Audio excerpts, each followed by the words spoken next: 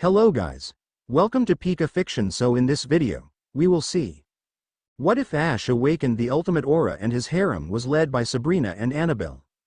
If you enjoy these kinds of stories, don't forget to show us some love by hitting the like button and subscribing to the channel. Your support means the world to us. Now, let's start the story.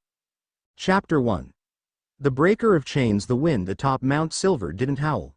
It screamed. It was a jagged, physical thing, stripping warmth from stone and flesh alike, a ceaseless barrage that had long ago driven away the casual thrill-seekers and the glory-hunting trainers. Here, the air was thin enough to make lungs burn with every inhalation, a constant reminder that life was not welcome. Ash Ketchum didn't mind the cold. In fact, he welcomed it. The cold was honest. It didn't lie, it didn't scheme, and it didn't smile at you while holding a dagger behind its back. He stood on a precipice overlooking the swirling white void of the valley below, his breath misting in rhythmic bursts. He was no longer the boy who had sprinted out of Pallet Town in pajamas, chasing a dream that felt more like a fairy tale with every passing year. That boy had been soft, reactive. The man standing on the edge of the world was hardened by a solitude that had lasted 3 years.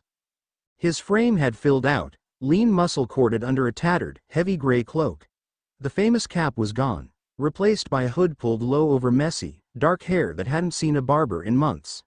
A jagged scar, a souvenir from a rock slide caused by a Tyranitar 2 winters ago, cut through his left eyebrow, giving his gaze a permanent intensity. Again, Ash said. His voice was rough, unused to long sentences. Behind him, the snow exploded. Lucario lunged, a blur of blue and black, a bone rush staff materialized in his grip. The strike was aimed at Ash's head, lethal, fast, uncompromising. Ash didn't flinch. He didn't even turn. He simply stepped to the left, a movement so subtle it looked like the wind had pushed him. The glowing bone staff hissed through the space his neck had occupied a microsecond before. Ash grabbed the staff mid-swing, his glove smoking from the friction of the aura, and twisted. He used Lucario's momentum to flip the jackal Pokemon over his shoulder, slamming him into the packed snow. The ground shuddered. Too much telegraphing on the wind-up, Ash murmured, releasing the staff as Lucario rolled and sprang back to his feet, panting but grinning. You're projecting your intent before you move. Against a psychic type, you'd be dead. Less than you have become difficult to surprise, Master, greater than Lucario projected, dusting snow from his fur. His mental voice was heavy with respect. Not Master, Ash corrected, turning back to the view. Partner, we went over this. A low growl rumbled from near the cave entrance. Charizard was curled around a dying fire, his tail flame the only source of vibrant color in this monochrome world. The great lizard opened one eye, snorted a puff of smoke that smelled of sulfur and pine, and went back to sleep. Pikachu, perched on Charizard's horn, twitched his ears but didn't wake. It was a peaceful tableau, one that Ash had curated carefully. He had come here to escape the suffocating politics of the league, the endless press conferences, and the sponsorship deals that tried to turn his bond with Pokemon into a brand. He wanted to remember what it felt like to just be. But the peace was fragile.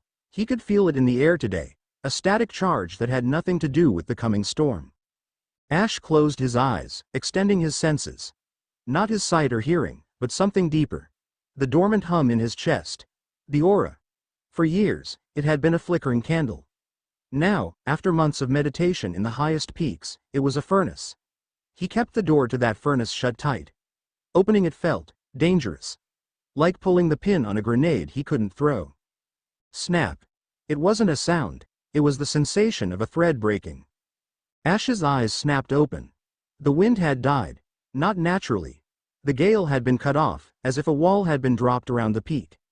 The silence that followed was heavy, artificial. Lucario, Ash said, his voice low. Less than I feel it, greater than Lucario replied, his stance shifting instantly from training to combat. The playful glint in his eyes vanished, replaced by steel. Less than something is disrupting the magnetic field. Greater than. Charizard's head shot up. The flame on his tail flared from a lazy orange to a searing white blue. Pikachu woke instantly, sparks dancing from his cheeks, his black eyes scanning the swirling snow. They found us, Ash whispered. He didn't know who they were, but he knew the intent. It tasted like ozone and blood. He turned, scanning the perimeter, The snow was undisturbed, but the air shimmered in 3 distinct spots, like heat haze on a highway. Scatter! Ash roared. He dove forward just as the air where he had been standing disintegrated. A beam of hyper-condensed psychic energy, silent and purple, drilled a hole through the rock, melting the stone into slag instantly. 3 figures decloaked from the snowstorm. They weren't wearing the uniforms of Team Rocket or any criminal syndicate Ash recognized. They wore sleek, matte black tactical armor with no insignias. Their faces were covered by full-paneled helmets that glowed with a faint, menacing red slit for eyes. And their Pokémon. Ash scrambled to his feet, sliding on the ice. The creatures flanking the assassins were wrong. There was a Gallade, but its skin was a dull, metallic gray, and its elbows extended into vibrating monofilament blades that hummed with a sickening frequency. There was a Magnezone, but it lacked the goofy, wide-eyed look. It was streamlined, covered in plating that looked like it had been ripped from a tank, its magnets spinning at a RPM that caused the air to scream. "Targets acquired," one of the soldiers said. The voice was modulated, stripped of humanity. Ash Ketchum. Designation: Omega-level threat. Order: termination. Termination. Ash grit his teeth, his hand instinctively going to the belt where 3 other Pokeballs rested. "You're trespassing on protected land. Identify yourselves." "The Obsidian Council does not answer to exiles," the leader replied. He raised a gloved hand. "Fire." The Magnezone didn't charge up a thunderbolt. It fired a railgun slug, a physical projectile accelerated by magnetism. It moved faster than sound. Ash wouldn't have seen it if not for the aura screaming a warning in his skull. He threw himself sideways, the slug tearing through his cloak and shattering a boulder behind him into dust. "Charizard, flamethrower. Cover fire." The dragon roared, unleashing a torrent of fire that could melt steel. But the metallic Gallade didn't dodge. It stepped forward, crossing its blades. A barrier of shimmering light screen, but denser, geometric, snapped into existence. The fire washed over it and dissipated harmlessly. Synthetic, Ash realized with a jolt of horror. They're modified. These weren't trained Pokémon, they were weapons. Pikachu, Iron Tail on the ground, create a debris field. Pikachu launched himself into the air, his tail glowing metallic white. He slammed it into the ice, sending jagged shards of frozen rock flying toward the soldiers like shrapnel. The soldiers didn't flinch. The 3rd soldier released a Pokémon Ash hadn't noticed, a Dusknoir, but its single eye was a camera lens, and its body seemed made of shifting, black oil. The Dusknoir extended its hands, and the shadows of the ice shards rose up to swallow the physical rocks. Shadow Sneak, but utilized defensively to consume matter. Lucario, Bone Rush. Get in close, disrupt that Magnezone, Ash commanded, his mind racing. He needed to close the distance. These things were built for range and suppression. Lucario sprinted, weaving through the snow in a zigzag pattern. The Magnezone tracked him, its magnets whining as it prepared another volley. Lucario leapt, staff raised, but the metallic Gallade intercepted him midair, its blades clashing with the bone staff. The impact created a shockwave that blew the snow away, revealing the black rock beneath. Lucario was pushed back, his feet skidding. He looked shocked. Less than it is heavy. Its strikes, they possess no spirit. Just weight, greater than. Ash Ketchum, the leader said, walking forward calmly while his squad suppressed Ash's team. Your existence destabilizes the algorithm. Your potential is an uncalculated variable. For the sake of global order, you must be subtracted. Ash was breathing hard. He was outgunned. They knew his team, knew his strategies. They were countering Charizard's raw power with tech and Lucario's speed with calculated defense. Algorithm. Ash spat, wiping blood from a cut on his cheek caused by a flying chip of stone. You people talk too much. He needed a hole. A single opening. He looked at Pikachu. The little mouse was vibrating with pent-up electricity, waiting for a signal. Ash looked at the Magnezone. It was the heavy hitter. If that railgun hit Charizard, it would punch right through his scales. Pikachu, ride the wind. Volt tackle, now, Pika. Pikachu didn't run. He exploded into motion, wrapping himself in a cloak of golden electricity. He became a streak of lightning. Dusknoir, gravity, the soldier commanded monotonously. The black, oily ghost slammed its palms together. The air turned to lead. Pikachu's trajectory shattered. The gravity intensified tenfold instantly. Pikachu was slammed into the ground mid-run, the electricity fizzling out as he struggled to even lift his head. Charizard roared, his wings buckling under the sudden weight. Lucario dropped to one knee, gritting his teeth. Ash felt it too. It felt like the mountain had been dropped on his shoulders. His knees buckled. He gasped, his vision swimming. He tried to stand, but his muscles screamed in protest. The leader walked up to Ash, flanked by the metallic Gallade. The soldier pulled a pistol from his holster. A real gun. Not a Pokemon move. A tool for killing humans. The era of the trainer is over, the soldier said, leveling the barrel at Ash's forehead. This is the era of control. Ash looked up. He looked at the gun. Then he looked at Pikachu, pinned to the frozen ground, whimpering in pain. He looked at Charizard, struggling to rise, fury impotent against the crushing gravity. Fear? No, Ash didn't feel fear. He felt something else. Something old. Something that had been sleeping in the basement of his soul since he first saw Ho-Oh fly over a rainbow. It started as a heartbeat. A pulse that didn't pump blood, but pure energy. Get up, a voice said. It wasn't his voice. It was the voice of the world. The soldier tightened his finger on the trigger. Ash's eyes changed. The warm brown was consumed by a luminescent, terrifying azure. No, Ash whispered. The word wasn't spoken, it was detonated. Boom. A shockwave of blue light erupted from Ash's body. It wasn't wind, it was pure force. The gravity field shattered. The Dusknoir shrieked, a mechanical, glitching sound, as the psychic hold was ripped apart by a power far greater. The soldier was thrown backward as if hit by a truck, his gun flying from his hand. The Gallade tried to block the wave, but its metallic blades cracked under the pressure. Ash stood up. He didn't struggle against the gravity anymore, he ignored it. The snow around him stopped falling. It hovered, suspended in midair, glowing with the same blue light that poured from his eyes and skin. The ultimate aura. It wasn't just empathy, it wasn't just sensing feelings, it was dominion. Ash looked at the Magnezone. He didn't give a command. He didn't shout a move name, he simply willed it. Less than crush, greater than Ash projected. The Magnezone froze. Its magnets stopped spinning.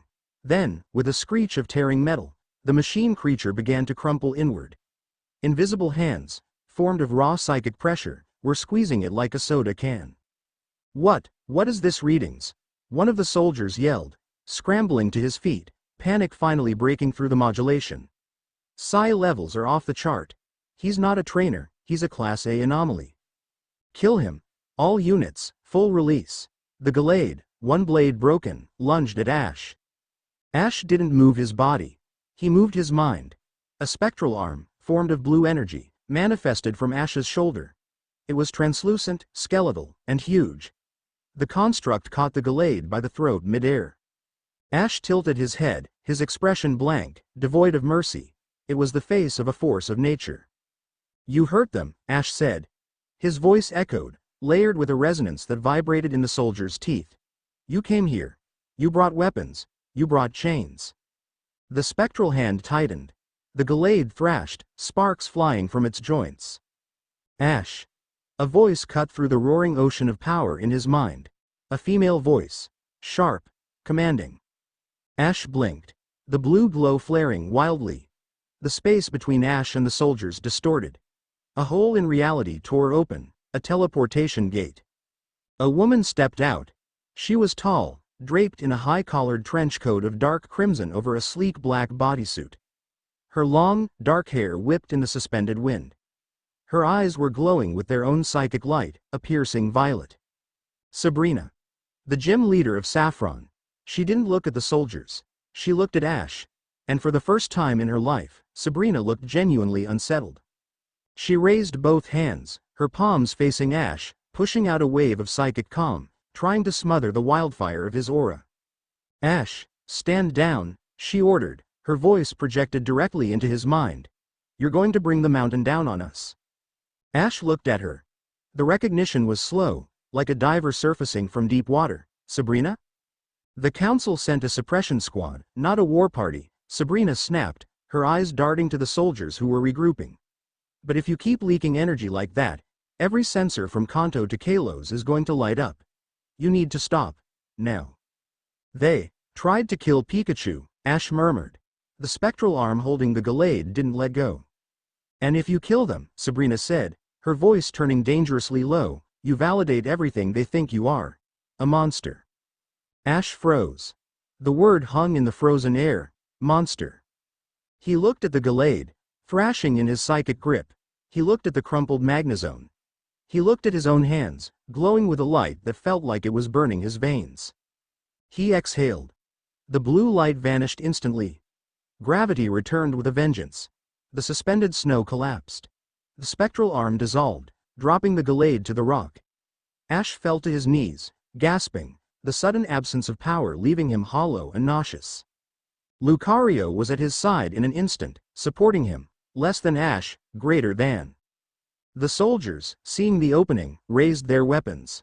Target vulnerable. Take the shot. Sabrina turned to them.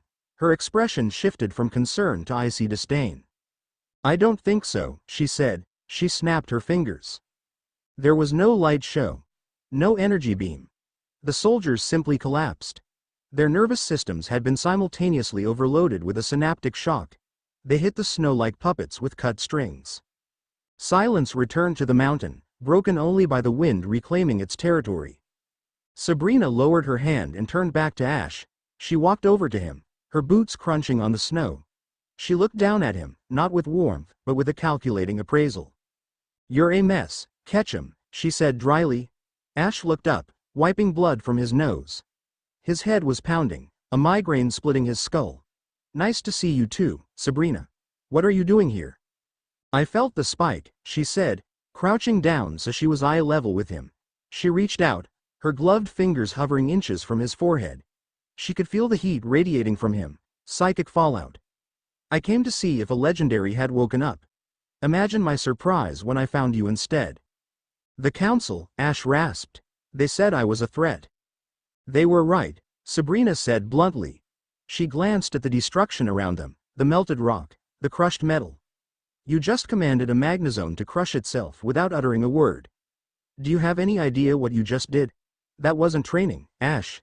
That was an awakening. She stood up and offered him a hand. Get up. We can't stay here. Their biomonitors just flatlined.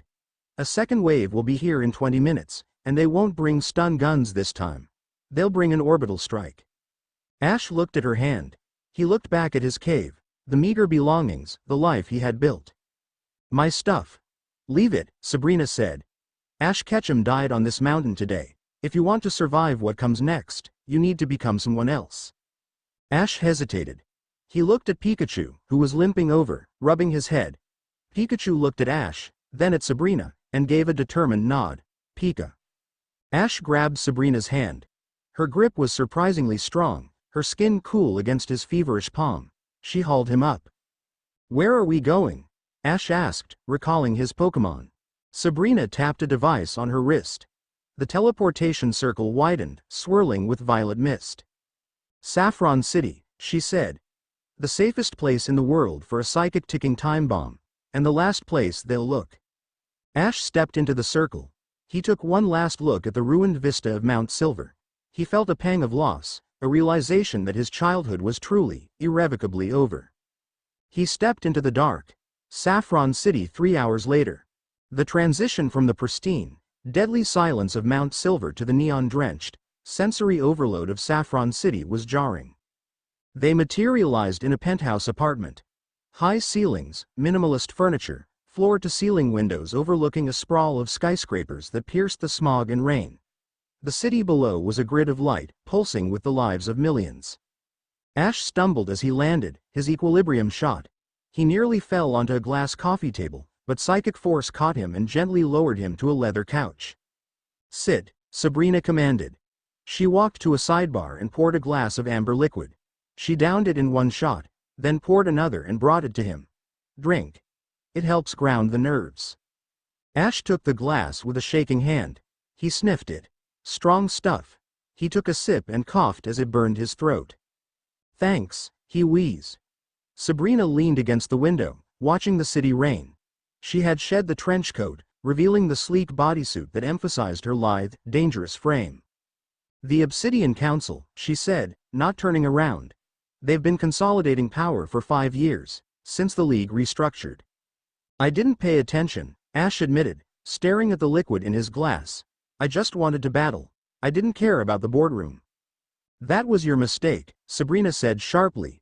She turned to face him. "While you were playing hermit, they were building a dictatorship. They're terrified of uncontrollables. Trainers who can challenge the status quo. You're the king of uncontrollables." Ash clenched his fist. "They tried to kill my friends. And they will try again," Sabrina said. "The council is led by people who believe order is more important than life. They're weaponizing Pokemon technology. Those soldiers you fought? That was the prototype squad. They have thousands." Ash looked at her. "Why help me? You're a gym leader. You're part of the system." Sabrina laughed, a cold, brittle sound. "Saffron is my city. The council has been trying to install oversight committees in my gym for months. They want to regulate psychic potential. They want to leash me." Her eyes flared violet for a second. "I don't wear leashes." She walked over to the couch and sat down on the coffee table, directly in front of him. The proximity was intense. She smelled of ozone and expensive perfume. "We have a common enemy, Ash. But right now, you are a liability. That power you showed on the mountain? It's sloppy. It's loud. It's like screaming in a library." "I didn't mean to do it," Ash said defensively. "It just happened." "That's the problem," Sabrina said. She reached out and touched his chest, right over his heart. "Your aura is tied to your survival instinct. But it's too strong for your body. If you use it like that again without control, you'll burn out your nervous system. You'll die.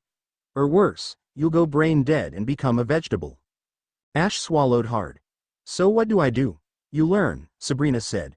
"I'm going to teach you how to build walls. How to hide the noise. How to kill with a whisper instead of a scream." She leaned in closer. Her voice dropped to a whisper. "But understand this, Ash. Once we start, there is no going back. You are going to war against the entire world. Are you ready for that?" Ash looked into her eyes. He saw the challenge there. He saw the danger. He thought of the fear in Pikachu's eyes when the gravity hit. He thought of the cold, mechanical voice ordering his termination. The furnace in his chest flared, hot and steady. "I'm not running anymore," Ash said. His voice was steady. "Teach me." Sabrina smiled. It wasn't a nice smile. It was the smile of a wolf finding a packmate. "Good," she said. "Then welcome to Saffron, Ash Ketchum.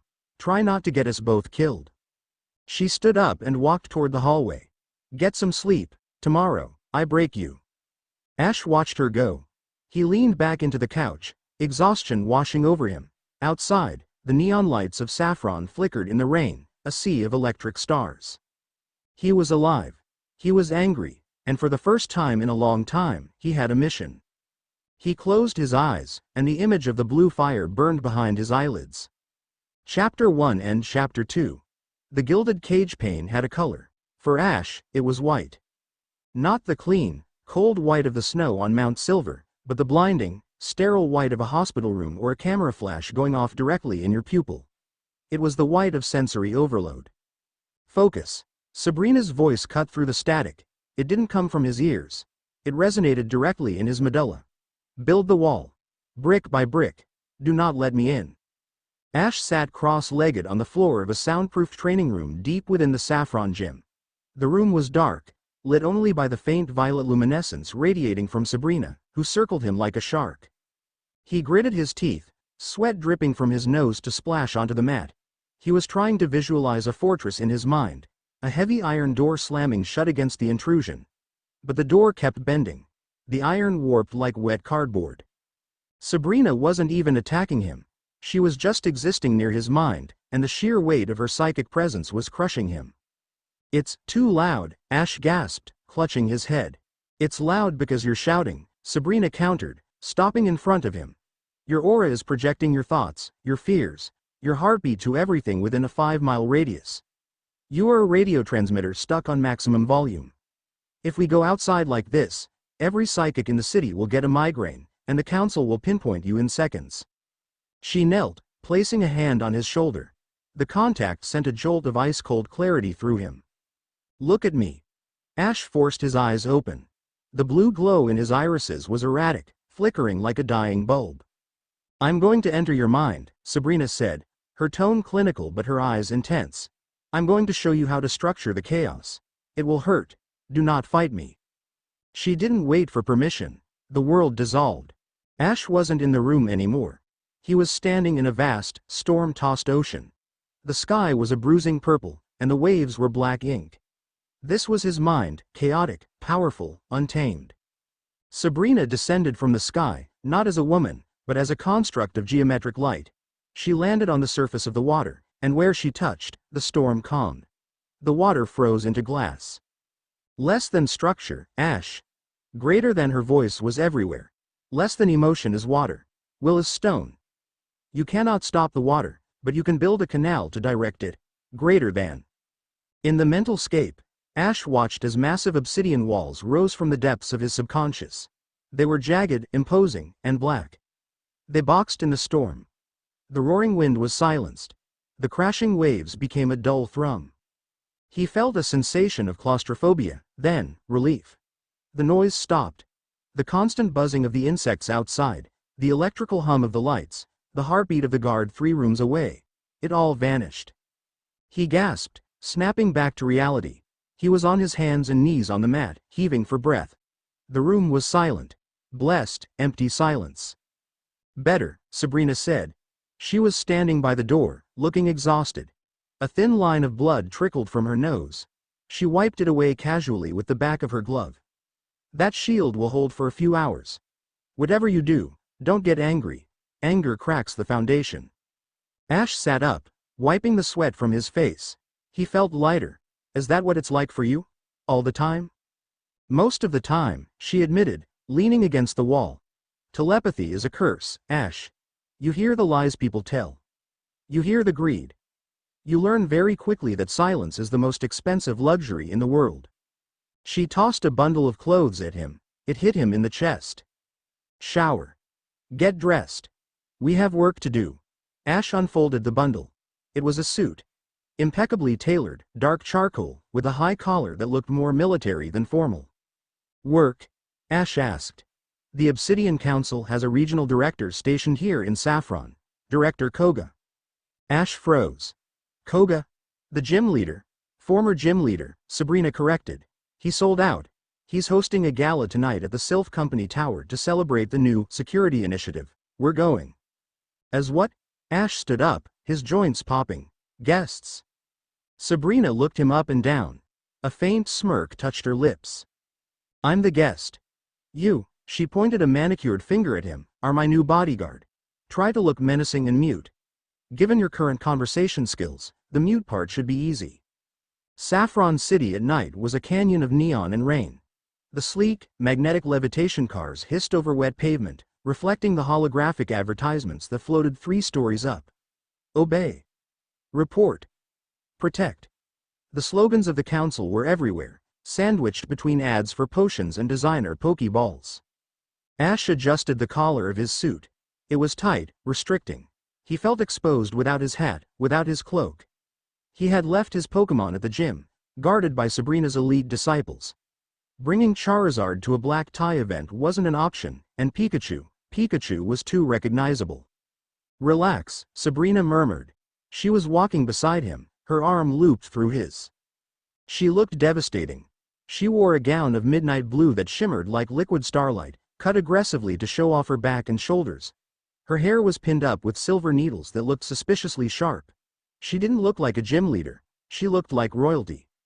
"I feel naked without them," Ash muttered, scanning the rooftops. His instinct was screaming that there were snipers everywhere.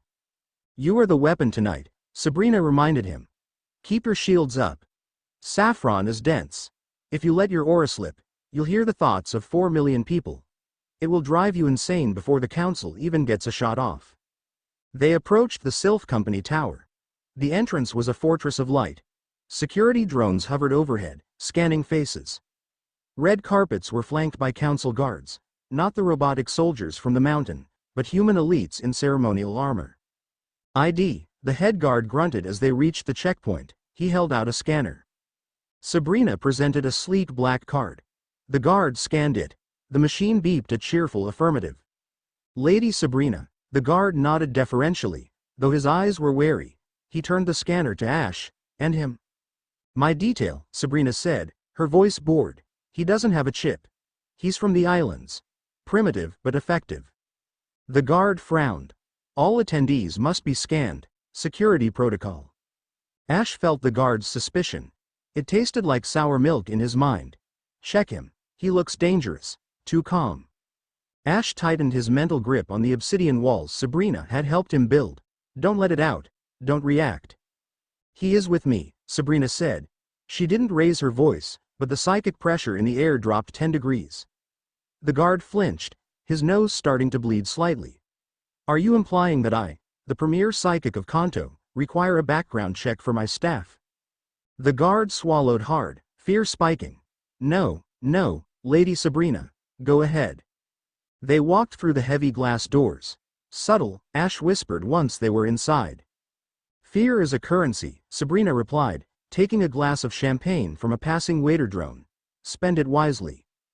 The ballroom was vast, a cathedral of glass and steel located on the 50th floor. The view of the city was breathtaking, but the people inside were the real spectacle. The elite of Kanto. Business tycoons, corrupted league officials, tech moguls. They moved in shoals, their laughter polite and hollow. Ash stood by a pillar, hands clasped behind his back, playing the part of the stoic sentinel. He scanned the room, not with aura, but with veteran eyes. He saw the exits. He saw the security patterns. He saw the way the waiters moved a little too fluidly, likely cyborgs or surveillance androids. And he saw Koga. The ninja master stood on a raised platform near the orchestra, laughing with a group of investors. He looked older, tired. He wore a sharp suit, but he moved with the restless energy of a fighter who hadn't thrown a punch in years. He looks miserable, Ash noted. Sabrina sipped her drink, standing beside him but facing the crowd. He is. He thought joining the council would save his clan.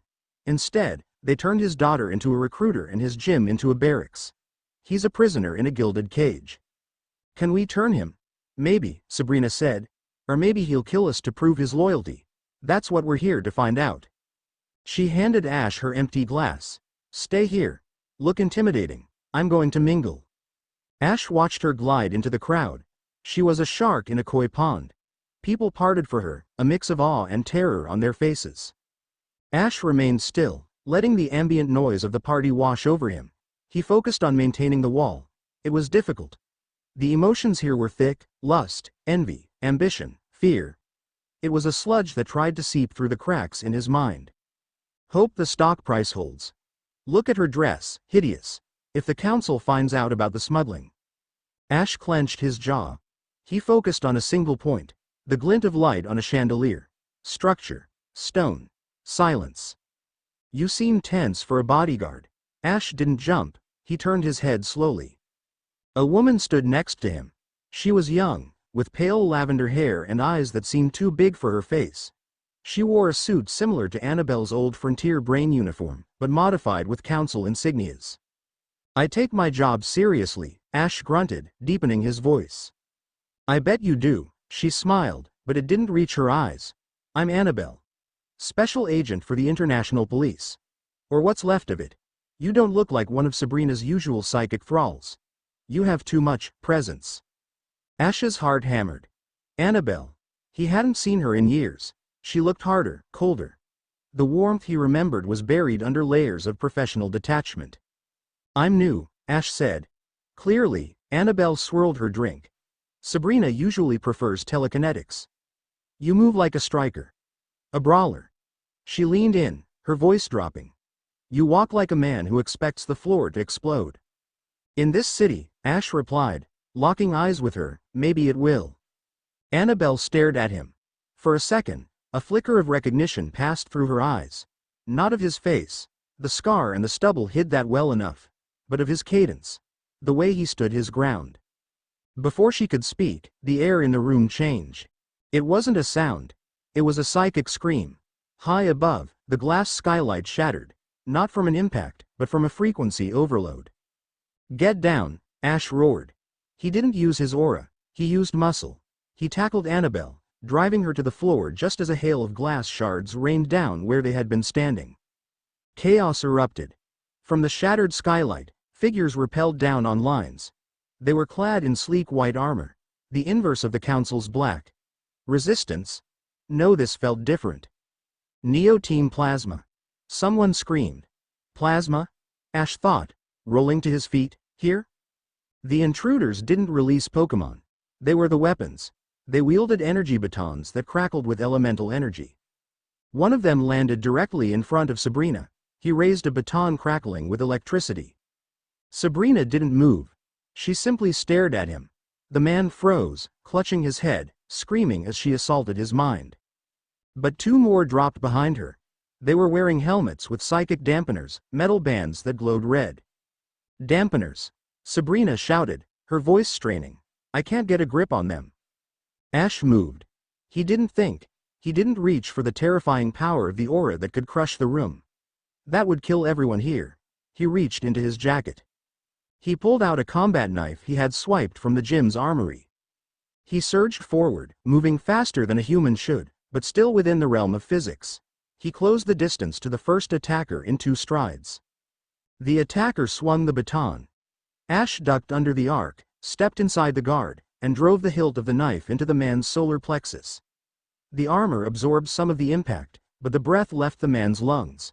Ash swept his leg, dropping the man, and spun. The second attacker fired a stun blast. Ash deflected it with a silver serving tray he grabbed from a falling table. The bolt ricocheted into the ceiling. Ash threw the tray. It spun like a frisbee, slamming into the attacker's helmet, cracking the visor. Ash followed up with a shoulder check that sent the man flying into a buffet table. Ash! Sabrina yelled. A sniper, on the balcony. Ash looked up. A red laser dot danced on Sabrina's chest. There was no time to run, no time to throw anything. Ash did the only thing he could. He reached out with his left hand. Just a little, he pleaded with the furnace inside him, just a spark. Time slowed. He could see the bullet leave the barrel. It was a high-velocity slug designed to pierce psychic barriers. Ash didn't try to stop it. He just nudged it. A pulse of blue light, no bigger than a coin, flashed from his palm. The air density shifted by a fraction. The bullet hit the pocket of dense air and tumbled. It missed Sabrina's heart by an inch, embedding itself in the floor with a deafening crack. Ash collapsed to one knee, his vision blurring. Even that tiny usage felt like a hammer blow to his brain while the walls were up. The room was swarming with council guards now. The plasma attackers were being subdued or killed. Anabel was on her feet. Alakazam and a Metagross materialized beside her. She was issuing orders, controlling the chaos. She looked over at Ash. She looked at the bullet hole in the floor. Then she looked at the tray, the knife, and the unconscious attackers. Her eyes narrowed. Sabrina was at Ash's side instantly. We're leaving, now. But Koga. Koga is safe, Sabrina hissed, hauling him up. And Anabel saw you. We need to vanish before she processes what she just saw. They moved through the panic, slipping out a service exit just as the lockdown shutters began to slam down. The escape they didn't stop until they were back in the penthouse. Sabrina locked the door and immediately activated the psychic shielding of the room to maximum. Ash tore off his tie, throwing it across the room. He went straight to the sink and splashed cold water on his face. His hands were shaking. You used it, Sabrina accused, pacing the room. I told you. I saved your life. Ash shouted, turning around, water dripping from his chin. You were dead. That sniper had you dead to rights. And you almost exposed us. Sabrina yelled back. The lights in the room flickered ominously. If Anabel pieces it together, if the council analyzes the ballistics on that bullet and finds localized gravity distortion, they will know it was an aura user. Let them know. Ash slammed his fist on the counter. I'm tired of hiding. I'm tired of being afraid of my own shadow. You should be afraid. Sabrina stepped closer, her voice dropping to a venomous whisper. You are a child playing with a nuclear reactor. You think you're strong? You're just a battery waiting to explode. Then fix me. Ash stepped into her space, towering over her. The air between them crackled with static. You said you'd teach me. So teach me. Stop treating me like a bomb and start treating me like a partner. Sabrina stared up at him. Her violet eyes searched his face. She saw the rage, yes. But she also saw the loyalty. He had risked exposure to save her. Not because she was useful, but because she was there. The tension in the room shifted. It wasn't anger anymore. It was adrenaline, raw and electric. You want to be a partner? Sabrina asked softly. Yes. She reached up and grabbed the lapels of his jacket, pulling him down. She didn't kiss him. She pressed her forehead against his. Open the door, she commanded. Let me in, all the way. Ash hesitated. Then, he lowered the obsidian walls. The connection was instant and overwhelming. He felt her exhaustion, her fear of the council, her loneliness that had spanned decades. And she felt him, his burning desire to protect, his grief for the world that was lost, and the sheer, terrifying scale of his power. It wasn't romantic. It was deeper than that. It was a fusion of souls. For a moment, there was no Ash, no Sabrina. Just a singular consciousness of violet and blue, swirling together. Then, she pushed him back. They both stumbled, gasping for air, as if they had just surfaced from a deep dive. Ash looked at her, his eyes wide. He knew her now. He knew why she fought. She wasn't cold because she didn't feel. She was cold because she felt too much. Sabrina touched her lips, looking equally shaken. We leave for Hoenn tomorrow, she said, her voice trembling slightly. If Anabel is investigating, she'll track us here. We need to go to the source. We need to go to the battle tower. Why the tower? Ash asked, his voice rasping. Because, Sabrina said, regaining her composure, Anabel isn't just a council agent. She's the head of the tactical division. If anyone knows where the council is keeping the legendary cells, it's her. She'll fight us, Ash said. Yes, Sabrina agreed. A dark determination settled over her features. She will try. But you're not just a brawler anymore, Ash. Tonight, you proved you have instincts. She walked to the window, looking out at the city lights. Rest up, King, she murmured. Tomorrow, we go to recruit your queen. Ash touched his forehead where hers had been. The headache was gone. The noise was gone. He looked at his hand. He didn't feel like a monster. For the first time, he felt like a weapon that was finally being aimed in the right direction. Chapter 2 and Chapter 3. The Tower of Judgment. The battle frontier had changed. Years ago, Ash remembered it as a festival of strength, a sprawling archipelago of brightly colored arenas, bustling with eager trainers and the chaotic joy of competition. It had been loud, vibrant, and alive. Now, viewed from the deck of a stolen cargo trawler navigating the choppy gray waters of the Hoenn Sea, it looked like a tomb. The battle tower, once a shining spire of glass and steel, had been retrofitted. Heavy plating covered the lower levels. Anti-air flak cannons studded the perimeter like ugly iron warts. The bright banners were gone, replaced by the stark, monochrome flags of the Obsidian Council. It looks like a prison, Ash said, his voice barely audible over the roar of the diesel engine and the crashing waves. It is, Sabrina replied. She stood at the bow, wrapped in a heavy waterproof coat, her violet eyes fixed on the distant structure. It's the central processing hub for non-compliant Pokémon in the Hoenn region. They send them here to be re-educated or liquidated. Ash gripped the railing. The metal groaned under his hand, bending slightly. He forced himself to let go. Control. Anabel is running this, he asked. I don't believe it. She felt. She could feel the hearts of Pokémon. She wouldn't allow this. People change, Ash. Especially when they're told it's for the greater good. Sabrina turned to him. The salt spray had plastered strands of dark hair to her face, but she looked as composed as ever. She's the warden here. If we walk in, we are walking into the lion's den. Are you ready to hurt her if you have to? Ash looked at the tower. The memory of Anabel, the lavender hair, the gentle smile, the way she had looked at him with that confusing, intense softness years ago, clashed violent with the reality of the fortress before him. I won't have to, Ash said. I'm going to wake her up. Infiltration. They didn't dock. That would have triggered a dozen alarms. Instead, under the cover of a thick sea fog generated by a wild Pelipper flock, they slipped into the water a mile out. Ash moved through the freezing dark water with the efficiency of a predator. His body, honed by years of wilderness survival and enhanced by the passive hum of the aura, didn't feel the cold. Beside him, Sabrina used a telekinetic bubble to propel herself, moving like a torpedo. They breached the surface at the base of the tower's sewage outflow, unglamorous, but unguarded. Ash pulled himself onto the slick concrete ledge, shaking the water from his hair like a growlith. He reached down and hauled Sabrina up. She looked at the grime on the walls with undisguised disgust. Next time, she muttered, we teleport.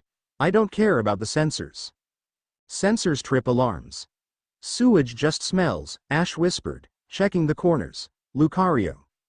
In a flash of blue light, the jackal Pokemon materialized. He didn't bark. He immediately crouched, ears twitching, sensing the vibrations in the steel above. Less than 3 guards. 20 meters up. Patrolling the maintenance catwalk. Automated drones in the ventilation shafts, greater than Lucario projected. Can you jam the drones? Ash asked Sabrina. Child's play. Her eyes glowed faintly. Go. They moved. This wasn't a Pokemon battle. This was tactical espionage. Ash took the lead, moving with a silence that unnerved even Sabrina. He climbed the maintenance ladder, skipping rungs, his movements fluid. When he reached the catwalk, he didn't use a flashy move. He waited for the patrol pattern to sync, timed his breath, and vaulted over the railing. The first guard didn't even hear him land. Ash moved behind him, applied a sleeper hold, and lowered him gently to the grating. The second guard turned, eyes widening, reaching for his radio. Ash closed the distance in a blur. He didn't strike. He simply placed his hand on the guard's wrist. A pulse of aura, controlled, precise, sent a shockwave into the ulnar nerve. The guard dropped the radio, his arm numb. Before he could shout, Lucario was there, a palm pressed to the man's chest. A precise burst of force palm knocked the wind out of him, rendering him unconscious. The third guard, a rookie by the looks of him, froze. He stared at Ash, the scar, the burning blue eyes, the sheer physical menace. Sleep, Sabrina whispered from the shadows. The rookie's eyes rolled back, and he slumped against the wall. You're getting better, Sabrina noted, stepping over the bodies. Less collateral damage. I'm not here to hurt grunts, Ash said, checking the unconscious guard's keycard. I'm here for the command codes. He swiped the card on the elevator panel. Level 50, Director's Suite. The elevator hissed to life. As it began its ascent, Ash felt the weight of the building pressing down on him. Thousands of Pokemon below, caged, frightened. Their collective anxiety was a low-frequency hum in his head, scratching at the obsidian walls Sabrina had helped him build. Block it out, Sabrina commanded softly, sensing his spike in heart rate. Focus on the objective. If you lose control up there, Anabel will put you down. She is the strongest telepath in the International Police for a reason. I know, Ash said, staring at the floor numbers ticking up. That's why I need her. The salon made in the elevator doors slid open with a soft chime that sounded obscenely cheerful given the tension. The room beyond was vast. It was the entire top floor, converted into a command center. Banks of monitors lined the walls, displaying live feeds of cell blocks, training yards, and Global Council troop movements. In the center of the room, standing before a massive holographic map of Hoenn, stood Anabel. She hadn't changed much, physically. The lavender hair was shorter, cut in a severe, practical bob. Her uniform was a sharp, militaristic version of her old outfit, deep purple and black, adorned with silver epaulettes. She didn't turn around. You're 3 minutes early, she said.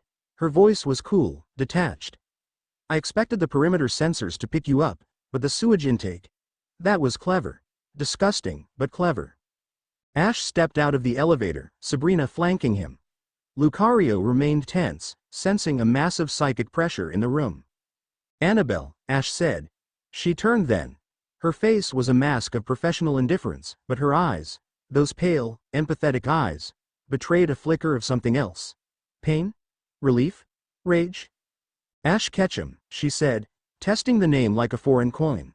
The council has you listed as terminate on sight. They say you killed a squad on Mount Silver. They attacked me, Ash said, walking forward. He stopped 10 paces from her. They tried to kill Pikachu. And so you crushed a Magnezone with your mind, Anabel finished. She tapped a console, and a grainy video feed from the mountain appeared on the main screen. It showed Ash, glowing with terrifying blue light, dismantling the squad. I saw the report. You're not a trainer anymore, Ash. You're a biological weapon. I'm the same person, Ash said, his voice rising slightly. I'm fighting for the same thing. Freedom. The council. Look at this place, Anabel. You're running a prison camp. I am maintaining order. Anabel snapped. The holographic map flickered with her emotional spike. Do you have any idea what happened after you left? The power vacuums? The crime syndicates warring over territory? The council brought stability. We safeguard the world from chaos. At the cost of its soul, Sabrina cut in, her voice silky and dangerous. She stepped forward, her psychic aura flaring violet. You can't empathize with a boot on your neck, Anabel. You know this is wrong. I can hear it in your head. You're screaming inside. Annabel's gaze snapped to Sabrina. Get out of my head, witch. You have no authority here. She raised her hand. From the shadows of the room, 3 pokeballs on her belt enlarged and burst open. Alakazam. Holding 2 spoons that glowed with psychic energy. Metagross. A shiny, silver behemoth that landed with a heavy thud, cracking the floor tiles. Latios. The Eon Pokemon hovered near the ceiling, its eyes glowing with intelligence and sorrow. Surrender, Anabel ordered, or I will be forced to neutralize you. Ash didn't reach for his belt. He looked at Latios. He felt the dragon's hesitation. You don't want to do this, Latios, Ash said softly. Don't speak to him, Anabel shouted. Metagross, Meteor Mash. The massive steel spider launched itself at Ash, moving with terrifying speed for its size. Its fist glowed with meteoric energy. Ash. Sabrina raised a hand to create a barrier. No, Ash said. He moved. He didn't run away. He ran toward the Metagross. It was suicidal. A human running at a charging pseudo-legendary. Just as the meteor fist came down, Ash slid. He dropped to his knees, skidding across the polished floor, passing directly under the Metagross's suspended body. As he slid underneath, he reached up and placed his palm on the Metagross's underbelly, its only non-armored point. Pulse. He didn't use an attack. He used his aura to send a massive surge of disorientation directly into the Pokemon's magnetic sensory center. Metagross shrieked. A sound of digital confusion. It crashed into the floor, skidding past Ash, its targeting systems haywire. Ash rolled to his feet, spinning to face Anabel. I'm not fighting your Pokemon, Anabel, Ash said, his eyes beginning to glow with that steady, azure light. I'm fighting you. Anabel looked shocked. Metagross was the most advanced tank in her arsenal, and Ash had disabled it with a touch. Alakazam, psychic. Hold him. The Alakazam raised its spoons. A wave of blue energy washed over Ash. Ash grunted, his feet digging into the floor. He felt the invisible hands gripping his limbs, trying to crush him. Less than Ash, Let Me to Lucario started to step in. Stay back, Ash ordered. He stood there, trembling under the psychic hold. He looked at Anabel. He pushed against the pressure, not with muscle, but with will. The aura flared around him, pushing back against the psychic grip like a physical shield. Is this it? Ash gritted out, taking a step forward. The floor cracked under his boot. Is this the order you fight for? Silencing anyone who disagrees? Stop it! Anabel yelled, her composure cracking. Why won't you just go down? Why do you always have to be the hero? Because you're waiting for one, Ash roared. He took another step. The Alakazam was shaking now, sweat pouring down its face as it tried to maintain the hold against Ash's raw power. Latios. Anabel screamed. Luster purge. The dragon hesitated. It looked at Ash. It remembered the boy who had saved its kin in Alto Mare years ago. Command him, Ash challenged, continuing his slow, agonizing march toward her. Force him to hurt me. If that's who you are now, Anabel, then do it. Break my mind. Annabel's hand trembled. She looked at Latios. She felt the dragon's sadness. She looked at Ash, fighting through a psychic vice grip that would have killed a normal human, just to reach her. She remembered the handshake. The feeling of his spirit. It had been bright, warm, and honest. Now, it was a raging fire, but it was still him. Annabel's voice wavered. Do it, Ash yelled. Only 5 feet away now. The pressure was making his nose bleed. Prove the council is right. Anabel lowered her hand. Stop, she whispered. Alakazam immediately released the hold, collapsing to its knees, exhausted. Ash stumbled forward, the sudden release of tension almost sending him sprawling. He caught himself on the console table in front of her. He was breathing hard, blood dripping from his nose onto the sleek black surface. He looked up at her. The room was silent. Even the hum of the computers seemed to fade. Anabel stared at him. Tears were streaming down her face, though her expression remained rigid. "You idiot," she whispered. "You reckless, impossible idiot, you could have died." "I knew you wouldn't," Ash wheezed, wiping his face with his sleeve. "You're not them, Anabel. You feel too much." Anabel slumped, bracing herself against the map table. The mask was gone. She looked incredibly tired. "They have my family," she said quietly. "My little brother. They have him in a facility in Sinnoh. If I defect, if I fail." Ash straightened up. The glow in his eyes faded, returning to warm brown. He reached out and took her hand. It was cold. "Then we get him back," Ash said. "Simple, absolute." "You can't just, we get him back," Ash repeated. "We tear down the walls. We break the cages. Start with this one." Sabrina stepped forward then. She didn't offer comfort, she offered strategy. "Director Koga is dead," Sabrina lied smoothly. "Or will be soon. The council is purging the old guard. You're next, Anabel. You know too much. Ash didn't come here to ruin your life. He came to save it." Anabel looked at Sabrina, then down at Ash's hand holding hers. She closed her eyes, taking a deep, shuddering breath. When she opened them, the steel was back, but this time, it was tempered, not brittle. "Protocol Omega," she said to the room at large. "What?" Ash asked. Anabel typed a command into the console. "I just initiated the facility's self-destruct sequence for the data servers. All records of the non-compliant Pokémon are being erased. The cages are unlocking. Now." Sirens began to wail throughout the tower. Red lights flashed. "Warning. Containment breach. All zones." "You just released 2,000 Pokémon," Sabrina said, raising an eyebrow. "That's going to be chaotic." "Chaos is better than slavery," Anabel said. She recalled her Pokémon, keeping only Latios out. She looked at Ash. "We have 10 minutes before the perimeter defense turrets realize the command codes have been wiped and switched to autonomous targeting. We need to leave." "My ship is slow," Ash admitted. "We're not taking a boat," Anabel said. She walked over to Latios and stroked the dragon's neck. "We're taking the flagship." The skybreaker, the roof of the battle tower retracted. The wind howled into the command center, carrying the scent of rain and ozone. Anabel led them to the landing pad where a sleek, black dropship sat. It was a council stealth transport, fast, armed, and invisible to radar. "Can you fly this?" Ash shouted over the wind. "I designed it," Anabel shouted back. They piled in. The interior was cramped, filled with tactical gear. Ash strapped himself into the co-pilot seat. Sabrina took the comms station in the back. As the engines whined to life, the door to the roof access burst open. A squad of elite council guards, void-enhanced soldiers like the ones on Mount Silver, poured onto the deck. "Stop them!" the leader screamed. "Destroy the transport." A magmortar leveled its arm cannon. "Hold on," Anabel yanked the stick back. The dropship lurched upward. Just as a fireball engulfed the landing pad, the ship shook violently. "Shields are holding at 80%. Anabel yelled, her hands flying over the controls. "Ash, the turret, manual control." Ash grabbed the gunnery yoke. A targeting reticle dropped over his eye. "I don't shoot people," Ash yelled. "Shoot the flak cannons," Anabel corrected. "Clear us a path." Ash swung the turret. He saw the anti-air guns tracking them. He didn't just use the targeting computer.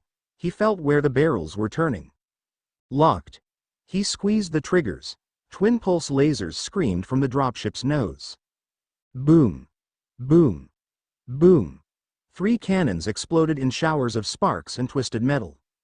The dropship banked hard, G-forces pressing them into their seats, and shot away from the tower, skimming the waves.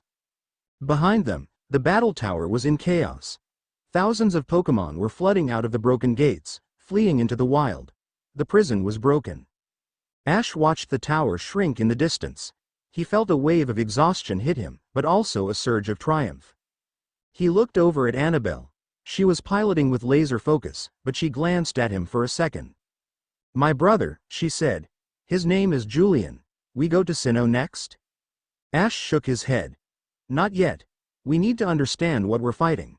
Sabrina said something about an ancient energy source. The void, Sabrina said from the back, looking at a datapad she had swiped from the command center. Anabel's files confirm it. The Council isn't just using technology. They're harvesting energy from the ruins of Alf. From the unknown dimension. Anabel nodded grimly. They call it infinite energy, but it's not like the energy in Kalos. It's cold. It eats the soul of the Pokemon exposed to it. Ash clenched his fist. Then we go to Johto, to the ruins. It's a trap, you know, Anabel said softly. The ruins are the most heavily guarded site on the planet. Good, Ash said, leaning back and closing his eyes. That means we know exactly where to find them. The ship sped up, breaking the sound barrier with a thunderous crack, disappearing into the storm clouds. The quiet moment 2 hours later, they were cruising at high altitude on autopilot. The adrenaline had faded, leaving a heavy silence. Sabrina was meditating in the back, recharging her psychic reserves. Ash sat in the cockpit, watching the clouds roll by. Anabel unbuckled and swiveled her chair to face him. She pulled a flask from her jacket and offered it to him. Water, she said. Ash took it. Thanks. You've changed, Anabel said, studying his face. The scar. The eyes. The heaviness. The world got heavy, Ash shrugged. I waited, you know, Anabel said. Her voice was quiet, vulnerable in a way she would never allow in front of her subordinates. After you beat me at the battle tower all those years ago, I thought, maybe you'd come back. Ash lowered the flask. He looked at her. He remembered the feeling he had back then, that he had missed something important. I was chasing a dream, Ash said. I didn't know when to stop running. And now I'm done running, Ash said. He reached out and touched her hand, which was resting on the armrest. I'm sorry I took so long. Anabel looked at his hand, then up at his eyes. A small, sad smile touched her lips. You're here now, she said. But Ash, this power you have. The aura. I felt it when you grabbed the Metagross. It's eating you. You're burning up from the inside. I can handle it. No, you can't, Anabel said firmly. She squeezed his hand. Not alone. Sabrina keeps your mind intact. I can keep your strategy sound. But you need to promise me something. What? Don't lose the Ash Ketchum who loves Pokemon, she said fiercely.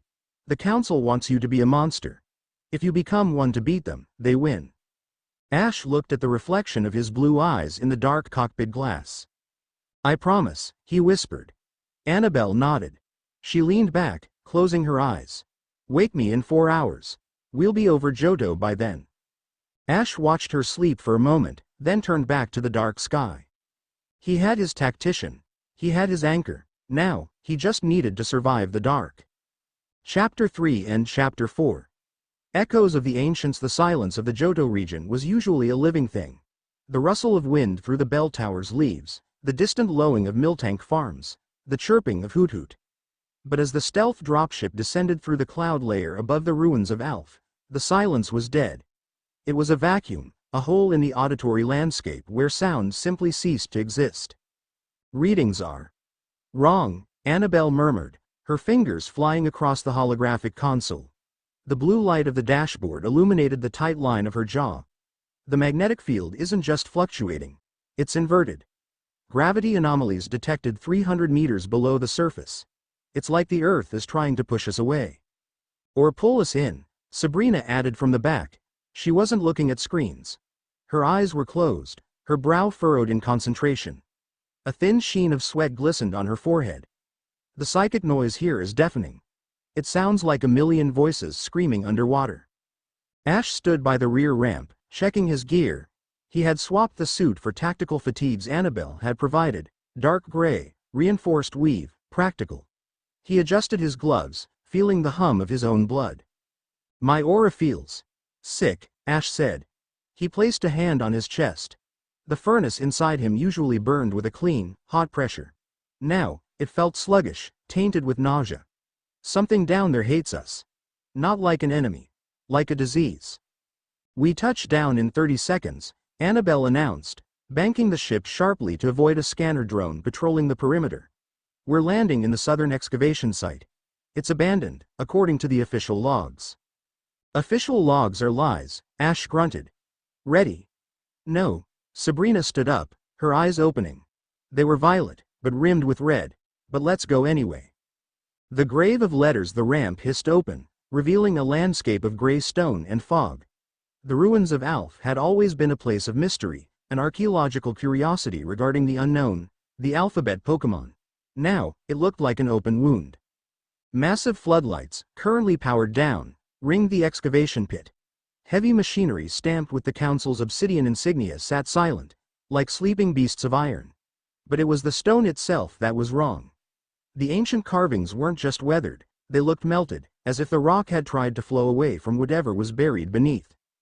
Ash stepped out first, boots crunching on gravel. The air smelled of ozone and rotting copper. Less than master. Be careful.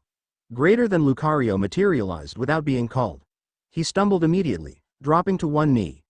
He clutched his head, his aura sensors retracting flat against his skull. Less than the air. It bites. Greater than, stay close, Ash ordered softly, helping Lucario up. He looked at Pikachu, perched on his shoulder. The electric mouse was bristling, sparks jumping nervously from his cheeks. Even Charizard's Pokeball on his belt felt cold to the touch. The entrance is there. Anabel pointed to a heavy blast door installed directly into the side of the ancient stone temple. Electronic lock. High-grade encryption. Sabrina walked past them. She didn't bother with hacking tools. She raised her hand, her eyes flashing. Open. The metal groaned. The heavy locking mechanism shrieked as telekinetic force ripped the tumblers apart from the inside. With a heavy thud, the doors slid open, revealing a dark, sloping tunnel that led deep into the earth. Subtle, Anabel noted dryly, drawing a sleek energy pistol. We don't have time for codes, Sabrina replied, stepping into the dark. Every second we spend here, that screaming gets louder. They descended. The tunnel wasn't natural. It was a fusion of ancient stonework and brutalist modern architecture. Sleek council cables ran along the ceiling, pulsing with a sickly, pale green light. The deeper they went, the colder it got. Ash could see his breath misting, but the cold didn't feel like temperature. It felt like entropy. Look at the walls, Ash whispered, shining a tactical light. Embedded in the rock were the unknown. They weren't floating or dancing as Ash remembered from his travels. They were fused into the stone, their single eyes wide and staring, their black bodies varying letters of panic. Wires were drilled directly into their eyes, siphoning a dark, viscous fluid that glowed faintly. They're batteries, Anabel said, her voice trembling with horror. She ran a scanner over one of the creatures. And, the council is harvesting their connection to the dimension of hidden power. They're extracting raw reality warping energy. It's torture, Ash said. His voice was low, dangerous. The nausea in his gut was replaced by a familiar, white-hot anger. The blue glow in his eyes ignited, illuminating the tunnel. Ash, control, Sabrina warned, sensing the spike.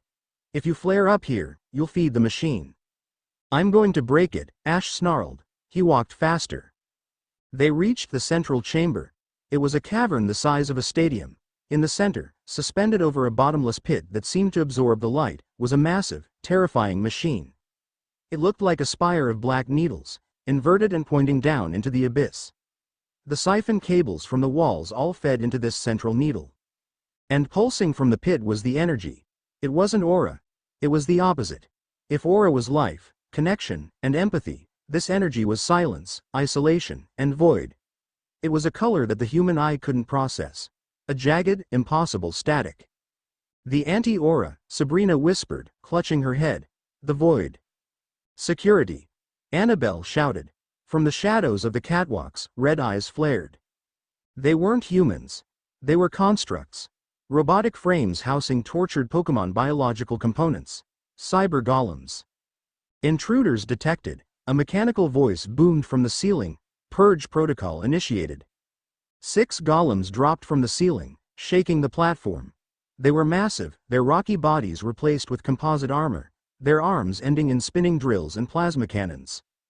Lucario, Aura Sphere. Ash commanded. Lucario thrust his palms forward. A sphere of blue energy shot out. It hit the lead golem and vanished. The golem didn't explode. The blue energy just dissolved upon contact with its armor. What? Ash gasped. Null plating. Anabel yelled, firing her pistol. The energy bolt pinged harmlessly off the golem's shoulder. It disperses energy attacks. Use physical force. Charizard, I choose you. Ash threw the ball. The dragon roared, materializing in the cramped space. He barely had room to spread his wings. Dragon tail. Smash them. Charizard spun, his tail glowing with green energy that solidified into hard scales. He slammed the tail into the lead golem. Metal crumpled. The golem was knocked back, sliding off the platform and falling silently into the abyss. But three more rushed forward. Sabrina, hold them back, Ash yelled, dodging a drill that sought to disembowel him. I can't grip them. Sabrina gritted her teeth, hands extended. Their minds are empty. There's nothing to grab. She resorted to telekinetically ripping pipes from the walls and hurling them like javelins. The pipes pierced the golems, slowing them down, oil spraying across the floor. We need to destroy the siphon. Ash pointed at the central needle. That's what's powering them. I'm on it. Anabel sprinted toward the control console on the far side of the bridge. Cover me. Ash and his team formed a defensive line. Charizard was a whirlwind of claws and fire, fighting close quarters with a brutality Ash hadn't seen in years. Pikachu wove between legs, using Iron Tail to sever hydraulic lines. Lucario used his bone staff to parry the massive drills, his movements a blur. Ash fought alongside them. He didn't have claws or fangs, but he had the aura. He focused it not as a projectile, but as a reinforcement. He coated his fists in blue light, punching through the sensory lenses of a golem, blinding it so Charizard could finish it off. They were winning. Slowly, messy, but winning. Then, the abyss spoke. It was a sound like a cello string snapping in a cathedral. A deep, resonant thrum that vibrated the bones. The golems stopped moving. They didn't fall. They just powered down, kneeling in unison. That's not good, Ash said, wiping oil from his cheek. From the darkness of the central pit, a platform rose. Standing on it was a man. He was tall, draped in a coat made of a material that seemed to absorb the light. His face was a ruin, half human, half exposed circuitry. His left arm was entirely mechanical, a sleek, terrifying prosthesis that glowed with the same violet-black energy as the void. He didn't have a Pokeball. Beside him stood a Garchomp, but it was wrong. Its skin was pale, deathly white. Its fins were replaced with jagged black metal. Its eyes were sewn shut. The resonance, the man said. His voice sounded like grinding stones. I felt a gnat buzzing against the void. It was you. Who are you? Ash stepped forward, recalling Charizard to his side. I am the First Hand, the man said. Legatus Kane. And you are trespassing in the church of the new god. This isn't a church, Ash spat. It's a slaughterhouse. Kane smiled. The skin on his face stretched unnaturally. Progress always looks like slaughter to the cattle. He raised his mechanical hand. Feed. The blind Garchomp vanished. It didn't use extreme speed. It moved through a tear in space. 1 second it was on the platform. The next, it was directly in front of Ash. Less than master. Greater than Lucario shoved Ash aside. The Garchomp's scythe arm came down. It didn't cut, it erased. Lucario's bone staff shattered. The scythe carved a deep gash across Lucario's chest.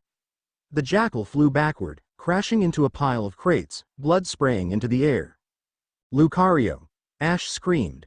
Dragon Claw! Kane commanded calmly. The Garchomp turned on Charizard. Charizard roared, meeting the strike with his own claws. The impact shook the cavern. But Charizard's fire flickered and died. The Garchomp's claws were coated in void energy. Upon contact, Charizard roared in agony as the energy leached his strength instantly. The great dragon buckled, dropping to one knee. It eats energy, Anabel yelled from the console. Ash, don't use special attacks. It feeds on them. Ash gritted his teeth. Pikachu, wait for an opening. Charizard, retreat. Ash stepped forward. He couldn't let his Pokémon take this. You want to fight? Ash growled. The blue aura exploded around him, turning the air heavy and dense. Fight me. Ash launched himself at Cain.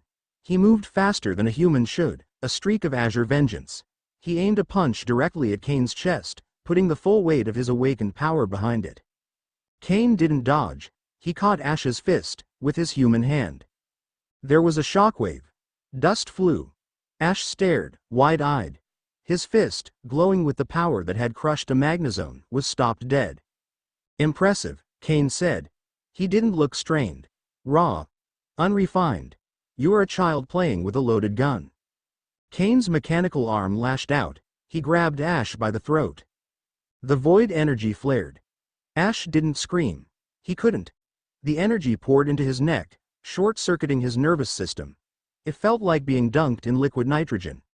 His aura flared wildly, trying to fight back, but the void simply swallowed it. Your light is offensive, Cain whispered, lifting Ash off the ground. Let me snuff it out. Ash. Sabrina screamed. She thrust both hands forward, psychic. She didn't aim at Cain. She aimed at the ground beneath him. The metal platform crumpled. Cain stumbled, his grip loosening for a fraction of a second. That was all Ash needed. Instinct took over. He kicked Cain in the face, breaking free, and backflipped away. He landed badly, rolling, coughing up blood. His throat felt like it was on fire. We can't beat him, Ash wheezed, stumbling back. His energy. It cancels mine out. He's a null type, Anabel yelled, abandoning the console. He's genetically modified to be the antithesis of aura. We have to go. Now. Run? Cain laughed. There is nowhere to run. The pit is hungry. The blind Garchomp screeched, a sound that made Ash's teeth ache. It prepared a hyperbeam, but the energy was black and purple. Sabrina. Ash yelled. The ceiling. Sabrina understood instantly. She grabbed Pikachu mentally and threw him upward. Pikachu. Iron tail on the stalactites, bring it down. Pikachu. Pikachu slammed his tail into the hanging rock formations above the platform. Tons of ancient stone cracked and fell. The landslide crashed down between them and Cain, burying the blind Garchomp and obscuring the view. Go. Go. Go. Ash grabbed Lucario, recalling him into his ball. He grabbed Charizard's ball. They sprinted back toward the tunnel. Behind them, the rocks exploded outward as the Garchomp dug its way out, but the distraction bought them seconds. They ran up the slope, lungs burning. The screaming of the unknown in the walls grew louder, a cacophony of pain. The ship. Anabel yelled, tapping her wrist. Auto-extract. The dropship roared overhead, its ramp lowering as it hovered dangerously close to the temple entrance. They burst out of the blast doors into the foggy daylight. Jump. Ash leapt, grabbing the edge of the ramp. He hauled himself up, then reached down for Sabrina. She grabbed his hand, her face pale, her nose bleeding profusely from the strain. He pulled her in. Anabel vaulted on last, slamming the button to close the ramp. Punch it, Ash screamed. The ship shot upward, G-forces pinning them to the floor. Below them, a beam of purple light erupted from the temple entrance, piercing the clouds. It missed the ship by feet, but the shockwave rattled the hull, knocking out the lights for a terrifying second. Then, they were away. High altitude. Mach 2. The aftermath. The cargo hold was silent except for the heavy breathing of the three humans. Ash slumped against the wall, sliding down until he hit the floor. He touched his throat.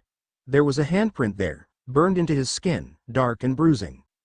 He felt cold. The aura inside him was flickering, weak, like a candle in a draft. Sabrina crawled over to him. She looked terrible, exhausted, drained. She placed a hand on his chest. He took something, Ash whispered. When he touched me, it feels like a piece of me is missing. He drained your bioenergy, Sabrina said softly, checking his pulse. It will come back, but Ash. That man. I couldn't sense a mind. It was just static. Anabel came back from the cockpit. She had a medkit. She knelt beside Lucario's Pokeball, checking the vitals on a portable scanner. Lucario is stable, but critical, she said, her voice tight. He needs a Pokemon Center. A real one. Not a field kit. She looked at Ash, then at the bruise on his neck. That was a legatus, she said grimly. The council's elite executioners. I thought they were a myth. Rumors to scare cadets. He was strong, Ash admitted. He looked at his hands. They were shaking. I hit him with everything I had. It didn't even scratch him. Because you fought him with force, Anabel said, applying a Bacta patch to Ash's neck. You tried to outpower a black hole. You can't win that way. Then how'd I win? Ash asked, frustration leaking into his voice. If my aura is useless, if my Pokemon can't touch him, what do I have? You have us, Sabrina said. She sat back, leaning her head against the wall. And you have to stop thinking like a hammer. You're trying to be a one-man army, Ash. That's what Kane wants. He wants a duel. We need an army, Ash realized. He looked at Anabel. We need people who can fight that. Anabel nodded. The resistance is scattered, but there are pockets. People who remember the old ways. Ash closed his eyes. The image of the unknown, fused into the rock, weeping silent tears, burned in his mind. The feeling of Kane's cold, mechanical hand on his throat. Fear. He hadn't felt fear like this since he was a child. Real, mortal fear. But beneath the fear, the anger was hardening. It was cooling from a wildfire into something solid, like steel. We're not going to hide, Ash said, opening his eyes. The blue glow was gone, replaced by a fierce, dark determination. We're going to get stronger. And then we're going to go back there and burn that machine to the ground. Where do we go? Sabrina asked. We can't go back to civilization. They'll be hunting us with everything they have now. Ash looked at the ceiling of the ship. The mountains, Ash said. Not Mount Silver. Somewhere they can't track. Somewhere the aura is wild. Mount Coronet, Anabel suggested. The spear pillar. The magnetic interference there shields scanners. And there are rumors of a resistance cell operating in the lower caves. Then set a course, Ash said. He reached out and placed his hand on Lucario's ball. Rest up, buddy. Next time we don't hold back.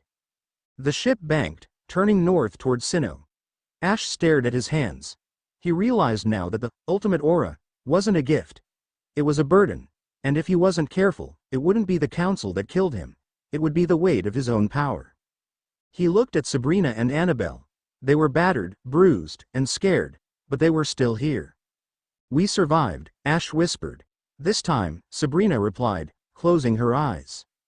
The ship sped on into the twilight, leaving the horror of the ruins behind, but carrying the scars of the void with them. Chapter 4 and Chapter 5. The moral dilemma. The air inside Mount Coronet was heavy, damp, and smelled of ferrous metal and ancient moss. It was a world of shadows, lit by energy lamps powered by geothermal vents.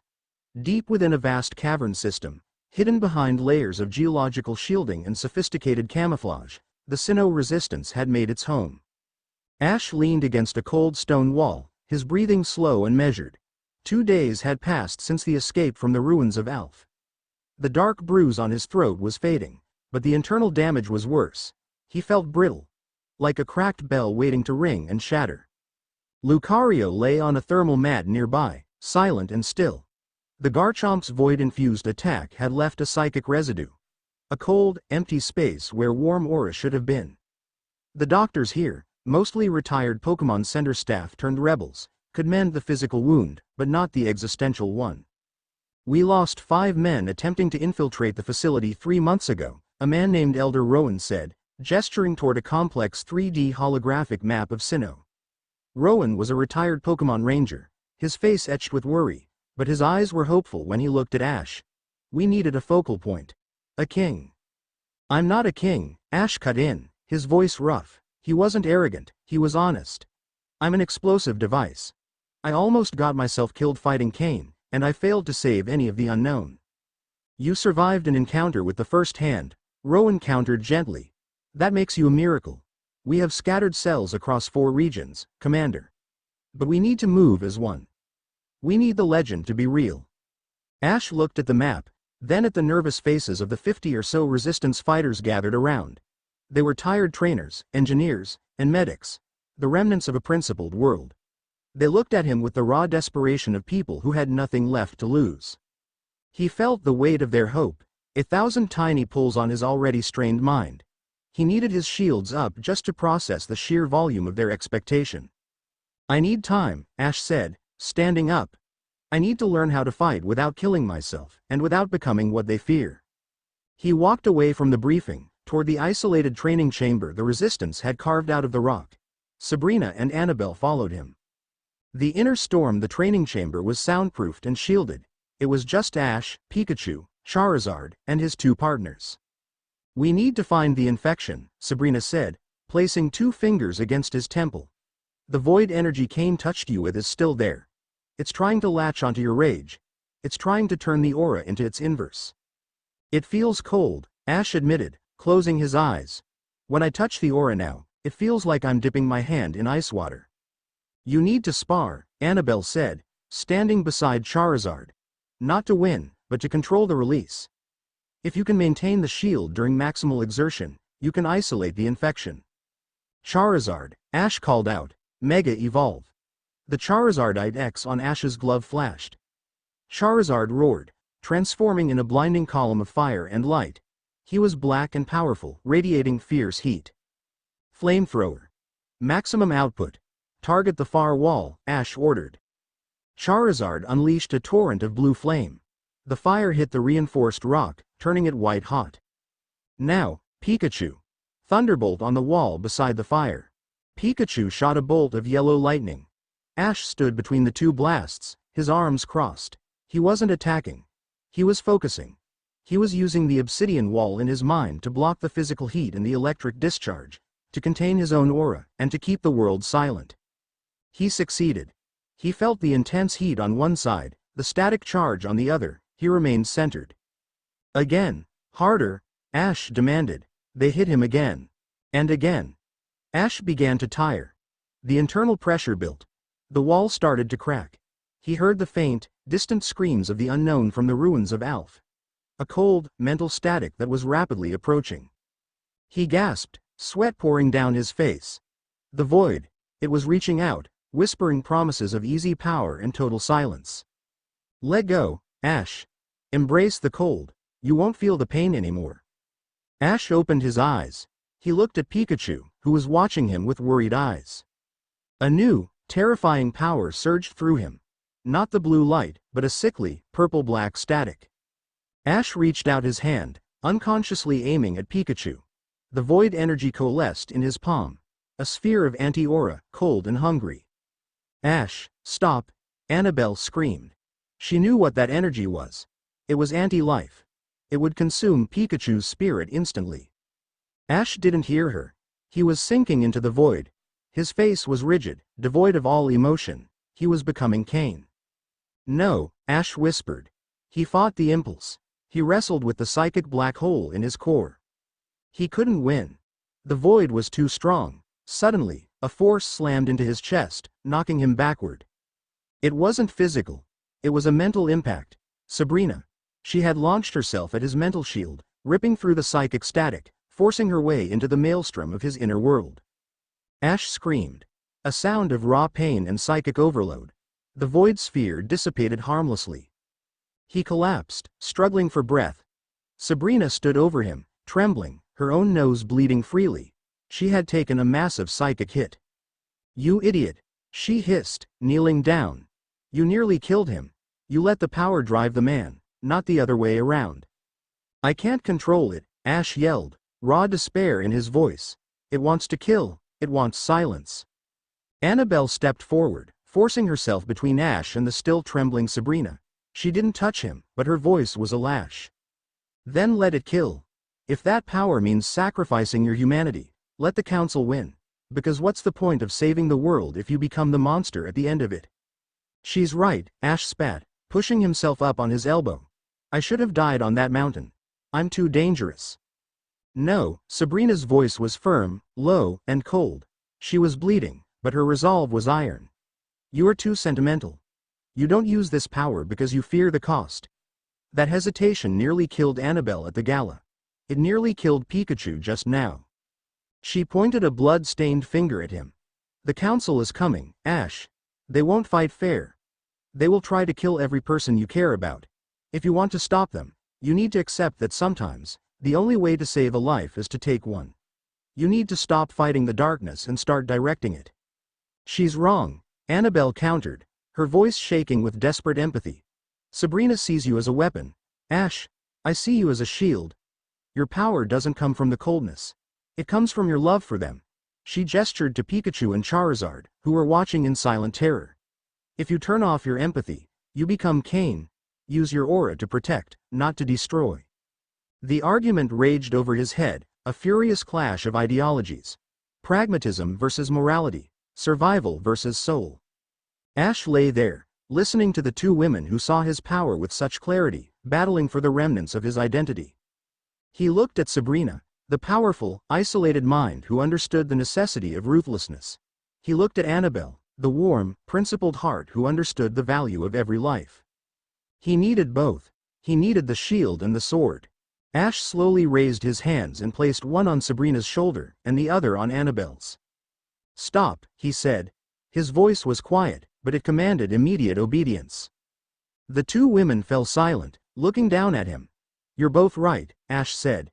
He felt the cold void still whispering in his ear, but he focused on the warmth of their skin beneath his fingers. "Sabrina, I need the control you teach, because without it, I'll kill indiscriminately. Anabel, I need your heart, because without it, I'll kill without regret." He met Anabel's gaze. "My power is not meant to conquer, but to connect. I need to be able to touch the minds of the resistance, to steady their fear, to project confidence." He met Sabrina's gaze. "But if a Legatus stands in the way, I will not hesitate, and I need you both to hold the line while I do what needs to be done." The moment hung, charged with the shared vulnerability and the terrifying weight of their newfound destiny. They were not just allies anymore. They were bound by the need to protect the force that threatened to consume them all. The triumvirate, the psychic storm, had passed, leaving behind a profound stillness. Ash stood, his posture straighter, his eyes steady. He focused his aura. It was still blue, but it was thinner, more controlled, like fine silk instead of a heavy tidal wave. He didn't aim the power outward, he aimed it inward. He extended his aura to Charizard. He felt the dragon's confusion and fear from the recent display. Ash projected calmness, resolve, and a memory of their first flight together. Charizard rumbled, his tail flame flaring steady. Then to Pikachu, who nestled on his shoulder, Ash projected absolute safety. "I will never hurt you." Pikachu nuzzled his cheek. "I need to learn how to do that globally," Ash said, turning to his partners. "Aura projection. Not just for fighting, for leading." Anabel took charge immediately, the tactician resurfacing. "I can devise training exercises that force minimal, precision output. We use the mountain's natural energy spikes as anchors. You're trying to whisper across a continent, not scream." Sabrina nodded, wiping the dried blood from her lip. "And I will reinforce the obsidian wall. We're building a secondary failsafe. If you slip toward the void again, I will not hesitate to paralyze your nervous system. I need your absolute trust, Ash." "You have it," Ash affirmed. The three leaders of the newly formed resistance stood together, their purpose clear. They were balanced, the power, the mind, and the heart. The lure hours later, Ash was in the middle of a focused meditation session, his mind shielded and steady, when the emergency alarm flashed on Anabel's console. Anabel, who had been analyzing scrambled council communications, hissed a curse and ripped the data chip from the slot. "They know we're here," she said grimly, looking at Ash and Sabrina. "They didn't track the ship. They set a global lure." She activated the raw audio file. It was a council broadcast, slick, professional, and chillingly effective. "The Obsidian Council has captured a known associate of the fugitive Ash Ketchum. This individual, Brock Harrison, is accused of aiding and abetting an Omega-level threat. He is currently being held at the fortified Viridian City HQ. His trial and execution are scheduled in precisely 72 hours, pending the surrender of the subject Ash Ketchum." The silence in the bunker was instant and heavy. Ash's breathing stopped.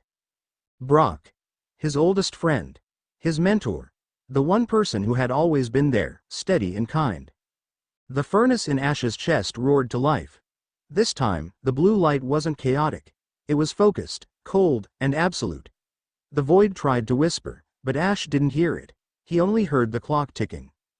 "Viridian City," Ash said, standing up. His voice was flat, devoid of emotion, yet infinitely more terrifying than any scream. "It's a trap. It's a fortress, Anabel confirmed, pulling up a schematic of the old Viridian gym, now a council stronghold. He's bait, Ash. You walk in there, and they'll have you. Then we go to Viridian City, Ash said, turning toward the armory. Sabrina placed a hand on his arm, her eyes assessing the terrifying resolve in his stance. We need a plan, Ash. We need time to gather forces. We don't have time, Ash replied, shrugging off her hand. He grabbed a heavy pulse rifle and checked the clip. We have 72 hours. We go in hard. We smash the building. We get him out. He looked at his two partners, the mind and the heart, who now shared his burden. I promised you I wouldn't lose my soul, Ash said, strapping the weapon across his back. I won't. But I promised them something else a long time ago. I will never leave my friends behind. Anabel and Sabrina looked at each other. They knew that look. The determined set of his jaw. The unwavering light in his eyes. Then we prepare for war, Anabel said, walking to her console to begin plotting escape routes. Sabrina walked up to Ash, placed her hand on his cheek, and pulled his face down for a brief, cold kiss, a gesture of ownership and resolve. Good, she murmured. Now, let's go break some chains. Chapter 5 and Chapter 6. Operation Stormbreaker. The sky above Kanto was a bruise of purple and charcoal, roiling with a storm that wasn't entirely natural. Hovering silently above the sprawling urban grid of Viridian City was the Daedalus, the Obsidian Council's flagship mobile fortress. It was an atrocity of engineering, a floating slab of black steel the size of a city block, bristling with kinetic railguns and psychic suppression towers. It cast a shadow that turned noon into twilight for the citizens below. Ash stood on the open ramp of a stolen council stealth transport, 5,000 feet above the fortress. The wind whipped his tactical gear, but he stood perfectly still, his boots locked to the deck plating. Atmospheric pressure is dropping. Anabel's voice crackled over the comms in his ear. She was piloting the transport, keeping them in the blind spot of the Daedalus's radar. We have a 60-second window before their thermal scanners cycle and pick up our heat signatures. Sabrina? Ash asked, not turning around. I'm ready, Sabrina replied. She stood behind him, checking the straps on her parachute rig. She looked pale. Holding a psychic cloak over a moving aircraft was draining, even for her. I can mask our minds, but I can't mask physics. If you hit a guard on the way down, they'll notice. I won't hit them, Ash said. He pulled his rebreather mask up, covering the lower half of his face. His eyes, visible above the mask, were hard, devoid of the excitement that used to define him before a battle. I'm going to go through them. Remember the plan, Anabel ordered, her voice sharp with command authority. This is a surgical extraction. We locate Brock, we secure him, we leave. If you engage the ship's core garrison, we get bogged down, and they will execute the prisoner. Do you copy, Ash? Copy, Ash said. 3, 2, 1. Mark. Ash leaned forward and let gravity take him. The descent freefall was the only time the noise stopped. The wind roared, but the psychic pressure of the world faded into a blur of velocity. Ash didn't flare his aura. He kept it tight, a second skin beneath his armor. Beside him, Sabrina was a streak of black, her body angled for maximum speed. They plummeted through the cloud layer, the massive dark hull of the Daedalus rushing up to meet them like a rising continent. Braking thrusters. Now, Ash whispered. He fired the microburst rockets on his belt. The deceleration was brutal, slamming his organs against his ribcage. He flared his cape, a glide suit modification, and leveled out, skimming just 10 feet above the fortress's upper hull. They landed on the maintenance deck with a silent roll. Sabrina immediately raised a hand. A pulse of violet light rippled out, distorting the air around them. 2 patrolling security drones hovered past, their scanners sweeping right over Ash and Sabrina, registering nothing but empty air. We're ghosts, Sabrina whispered, clutching her head. Move. I can't hold this against the main sensors for long. Ash tapped his wrist computer. Anabel, we're in, Sector 4. Acknowledged. Anabel's voice came through, clear and calm. I'm inserting a logic loop into their internal security grid. The cameras will see a maintenance crew on break. You have clear passage to the detention block. Level 7. Cell 402. Let's go. Ash moved. He didn't run, he flowed. He moved with the predatory economy of a Lucario. Every step was placed to minimize sound. When a guard rounded the corner, a human, not a drone, Ash didn't slow down. He stepped into the man's blind spot, struck a nerve cluster in the neck with a rigid knuckle, and caught the body before it hit the floor. He dragged the unconscious soldier into the shadows in one fluid motion. "You're enjoying this too much," Sabrina murmured, stepping over the legs of the guard. "I'm not enjoying it," Ash replied, checking the corner. "I'm just good at it." They reached the turbo lift. Ash hacked the panel, bypassing the biometric lock with a decryptor Anabel had coded. The doors hissed open. They descended into the belly of the beast. The interior of the Daedalus was sterile, white, and terrifying. It didn't look like a military ship. It looked like a hospital. The air smelled of antiseptic and ozone. As the numbers on the lift ticked down to level 7, Ash felt it. A cold, jagged spike in his mind. It was the same feeling he had in the ruins of Alf. The void. But it was weaker here, diluted. "Ash," Sabrina warned, sensing his spike in aggression. "Shields." "I feel him," Ash whispered. The blue in his eyes began to bleed into the brown. "He's here. But he feels wrong. His signal is quiet." "He's probably sedated," Sabrina reasoned. The doors opened. Level 7 wasn't a prison block, it was a laboratory. Rows of glass cylinders lined the walls, filled with suspension fluid. Inside them floated Pokémon. Not rare ones. Common ones. Rattata, Pidgey, Sentret. But they were twisted.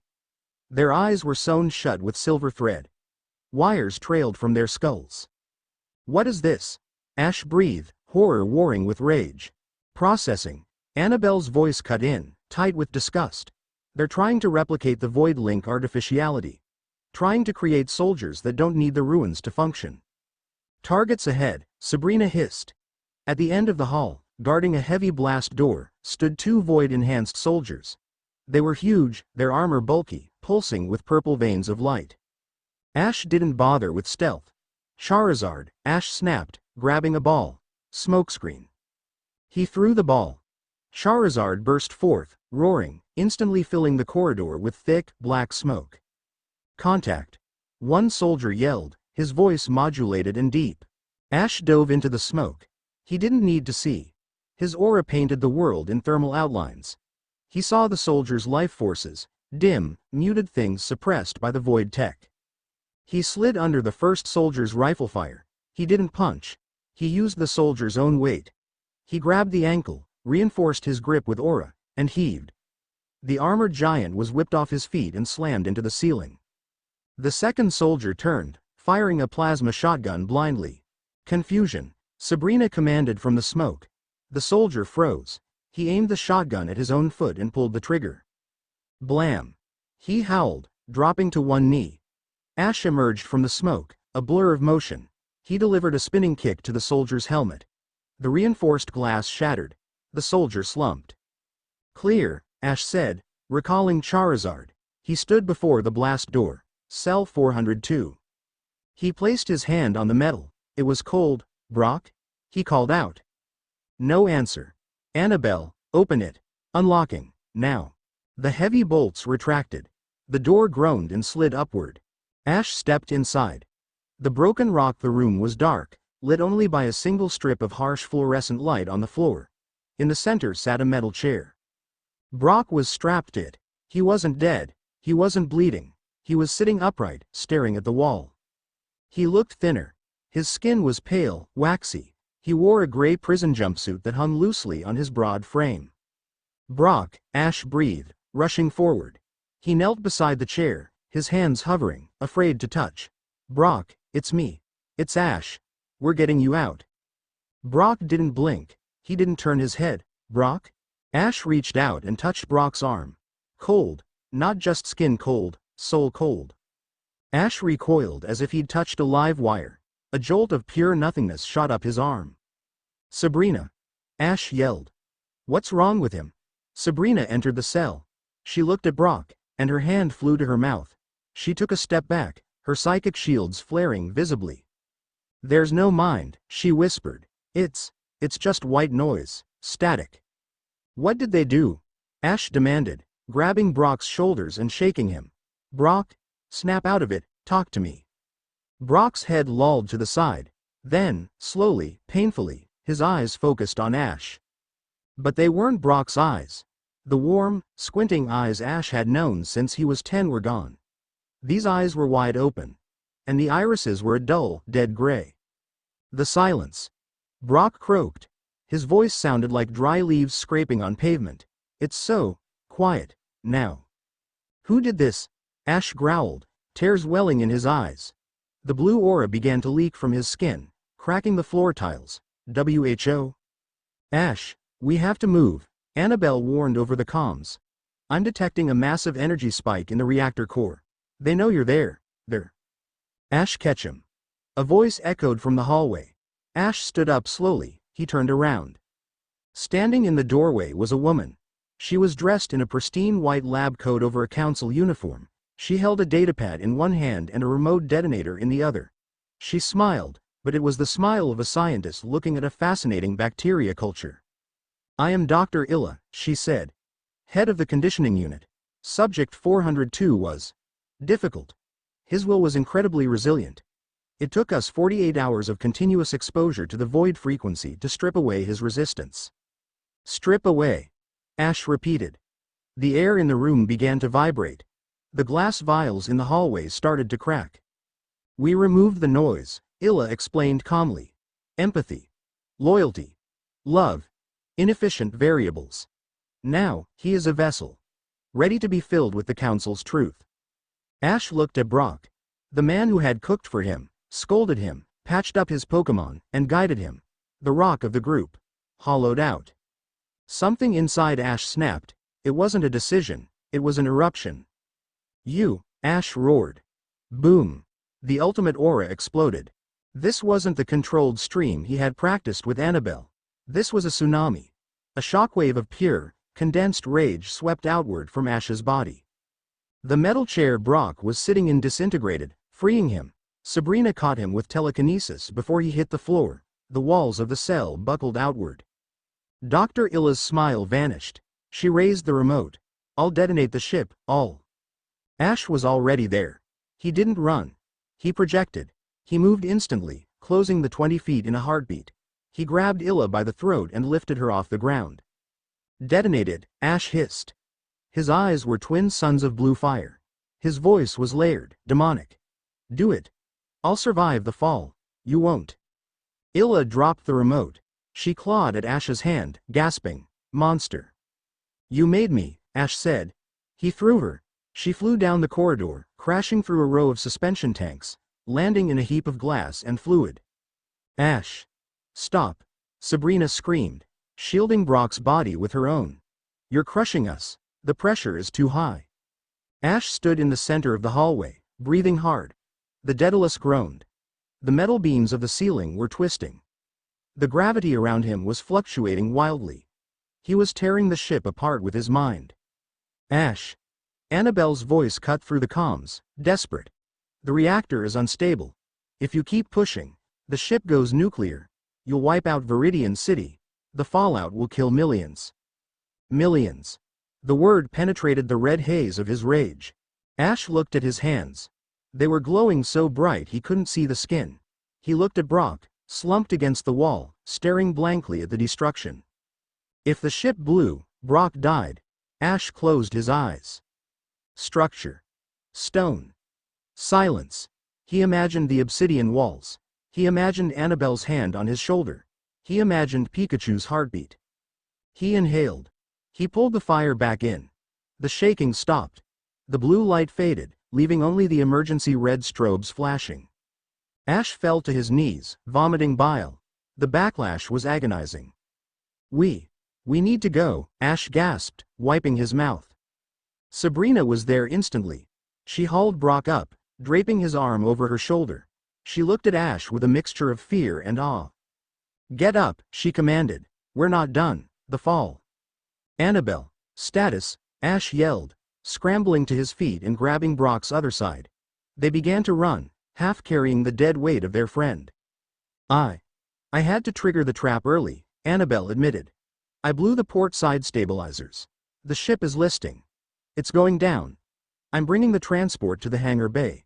You have 3 minutes before impact. Impact? Ash yelled. I'm aiming for the forest. Anabel shouted. Run. The ship tilted violently to the left. Ash and Sabrina slid, slamming into the wall.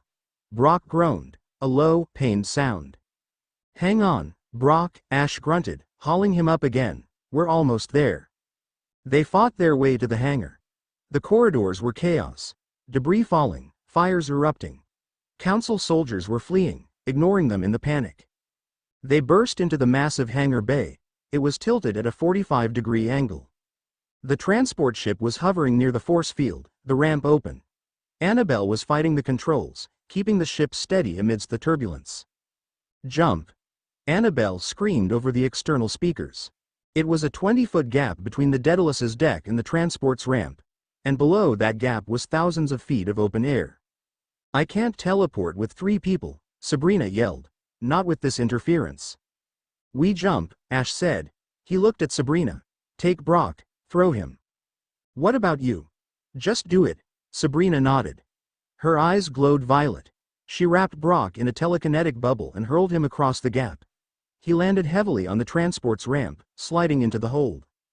Sabrina leapt after him, using a burst of telekinesis to propel herself. She caught the edge of the ramp, pulling herself up. Ash stepped back. The Daedalus shuddered. A massive explosion ripped through the ceiling behind him. He ran. He sprinted toward the edge of the hangar. He didn't just use his legs. He used the aura to push off the floor, launching himself like a missile. He soared across the gap. He hit the ramp chest first. The metal knocked the wind out of him. He began to slide backward, toward the fall. Gotcha. A hand grabbed his wrist. It was Brock. Ash looked up. Brock was lying on his stomach, his eyes still dull and gray, but his grip was iron. Muscle memory. Instinct. Somewhere, deep down, the old Brock was still fighting. Sabrina grabbed Ash's other arm. Together, they hauled him inside. Go! Ash yelled, slamming the ramp button. The transport peeled away, thrusters burning hot. Seconds later, the Daedalus lost its final engine. The massive fortress dipped its nose and plummeted. It crashed into the dense canopy of the Viridian forest, miles from the city limits. The impact was earth-shattering. A mushroom cloud of dust and fire rose into the sky, shaking the transport ship. The cost they flew in silence. The adrenaline had crashed, leaving a heavy, suffocating gloom in the cabin. Ash sat on the floor, leaning against a crate. He was covered in soot, sweat, and dried blood. Across from him, Brock sat on a bench. Anabel had put a blanket around him. He wasn't moving. He was staring at his hands, rubbing his thumb over his palm in a repetitive, compulsive motion.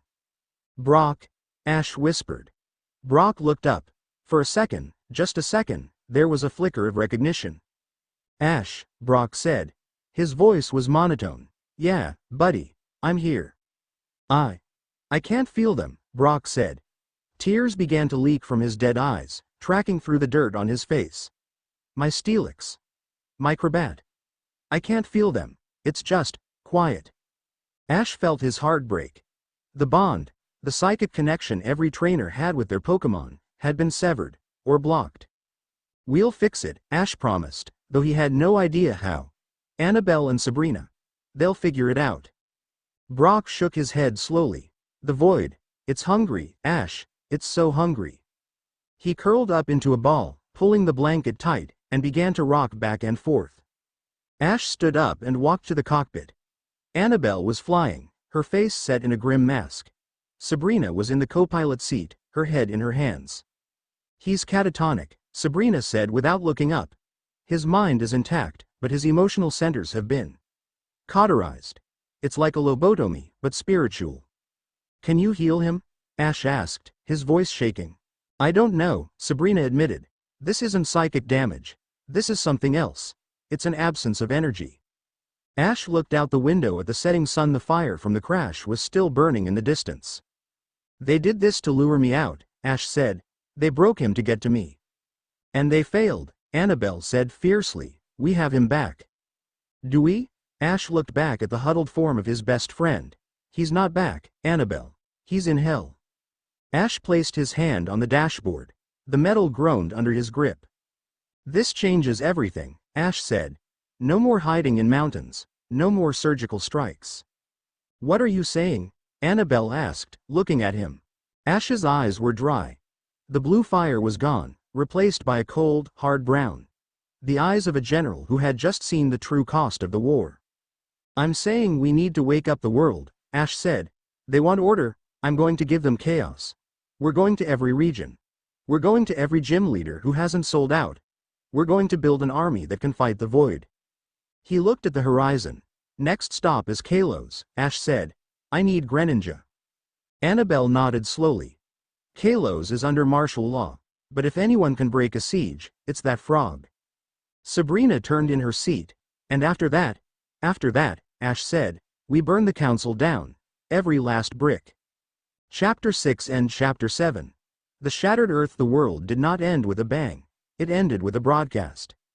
48 hours after the destruction of the Daedalus, the Obsidian Council hijacked every frequency on the planet.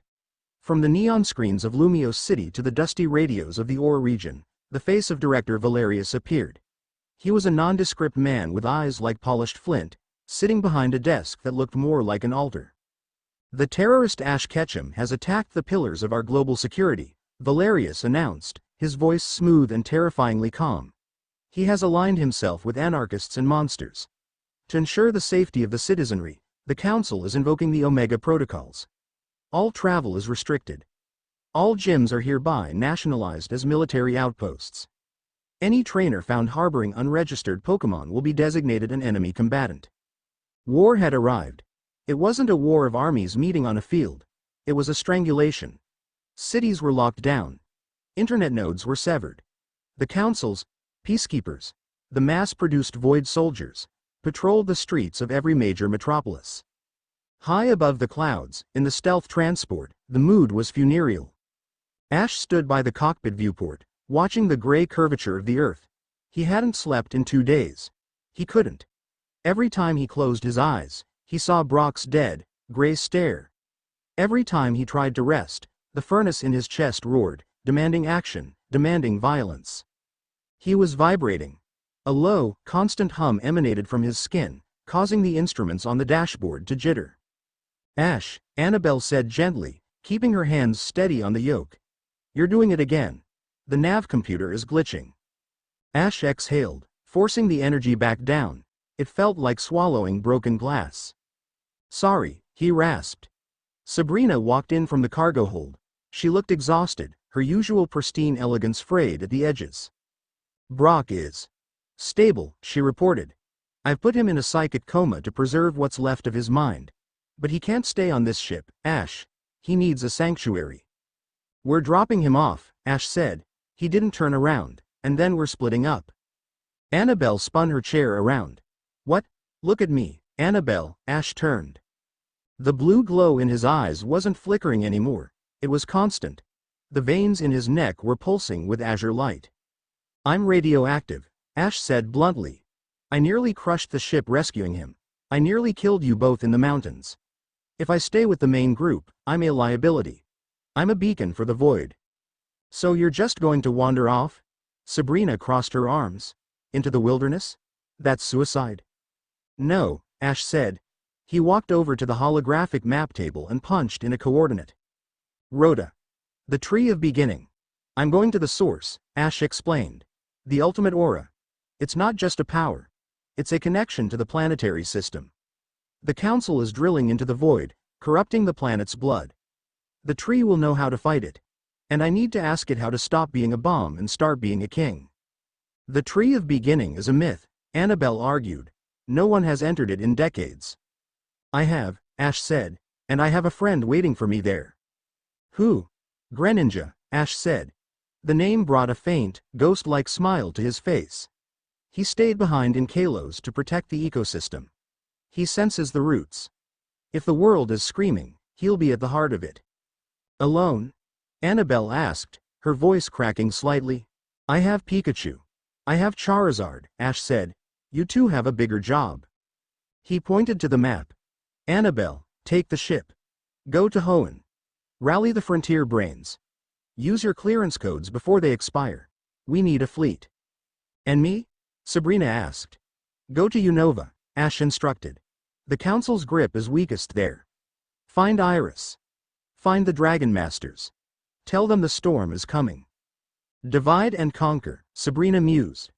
Risky. Necessary, Ash corrected. We meet back in 1 month. At the ruins of Pallet Town.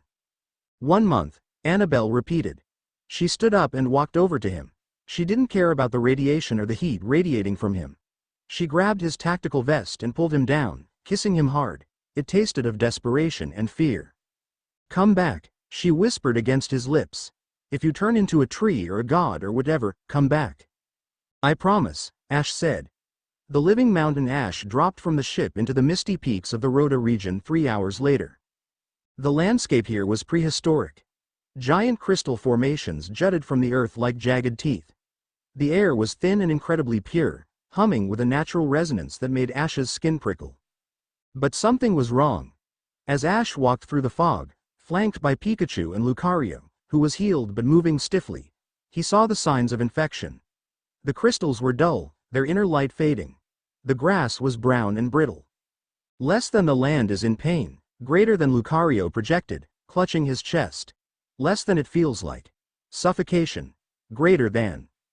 The void, Ash muttered, adjusting his pack. They're not just at the ruins of Alph. They're poisoning the whole well. They reached the base of the Tree of Beginning. It was a geological impossibility. A rock formation that looked like a colossal tree, towering kilometers into the sky. It was a living organism made of crystal and stone. Usually, the tree defended itself. The Regi Trio, Regirock, Regice, Registeel, would have intercepted intruders miles away. Today, the gates were open. Ash walked into the massive central atrium. The bioluminescent moss that usually lit the cavern was dark. The silence was absolute. Hello? Ash called out. His voice echoed, lonely and small. A shadow detached itself from the ceiling. It landed silently in front of Ash. It was a ninja Pokemon. Sleek, blue, with a tongue wrapped around its neck like a scarf. But it looked battle-worn. Scars crisscrossed its blue skin. Its eyes were sharp, red, and exhausted. Greninja, Ash breathed. Greninja didn't rush to hug him. It stood up straight, nodding once. A warrior greeting another warrior. Less than Ash, greater than Greninja's voice echoed in his mind. It wasn't words. It was a sensation of water and resolve. Less than you were late, greater than. I got held up, Ash said, stepping forward. He placed a hand on Greninja's webbed shoulder. The contact sent a jolt through both of them. Sink. For a second, the world flared. A torrent of water spiraled around them. Ash felt Greninja's memories. Years of hunting void roots underground, fighting shadowy abominations in the dark, keeping the corruption at bay. And Greninja felt Ash. The rage, the loss of Brock, the terrifying power of the ultimate aura. The water vanished. They stood there, breathing in unison. Less than the Guardian is failing, greater than Greninja projected, turning toward the inner sanctum. Less than the antibody system is compromised. The black sludge. It eats the crystals. Greater than. Where is Mew? Ash asked. Less than sleeping. Comatose. Trying to filter the poison. If Mew dies, the tree dies. If the tree dies, the planet's immune system collapses. Greater than. Take me to the core, Ash said. The trial of the king. They descended deep into the tree. The architecture here was organic, fluid. But black veins of void energy pulsed through the crystal walls, throbbing like a headache. As they reached the heart room, a vast chamber where a massive crystal pulsed with a faint, dying pink light, Ash felt a presence. It wasn't Mew. Standing in front of the crystal was a figure made of blue light. It wore the armor of an ancient Aura Guardian, a staff in its hand. Sir Aaron.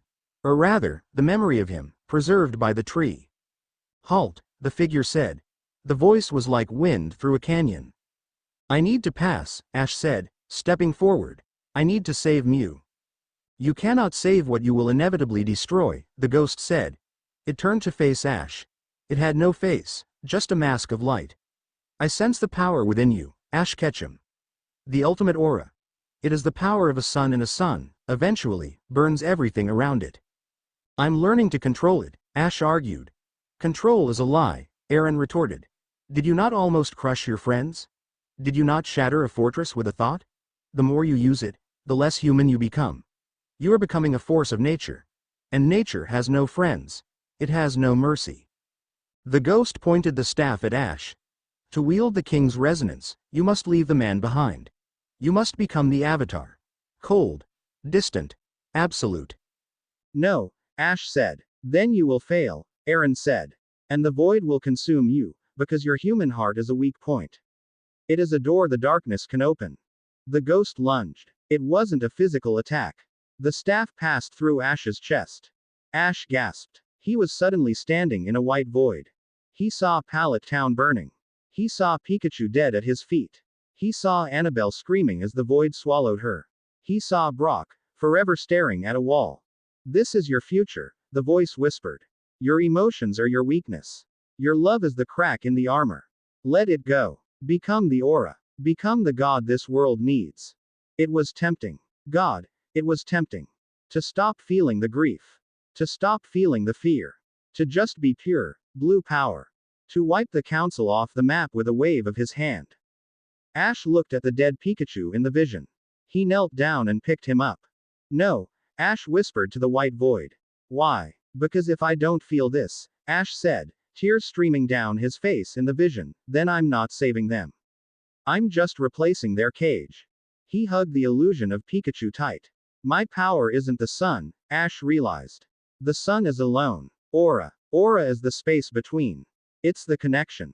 He stood up. The white void cracked. I don't need to be a god, Ash yelled. I am a trainer. And a trainer fights with his team.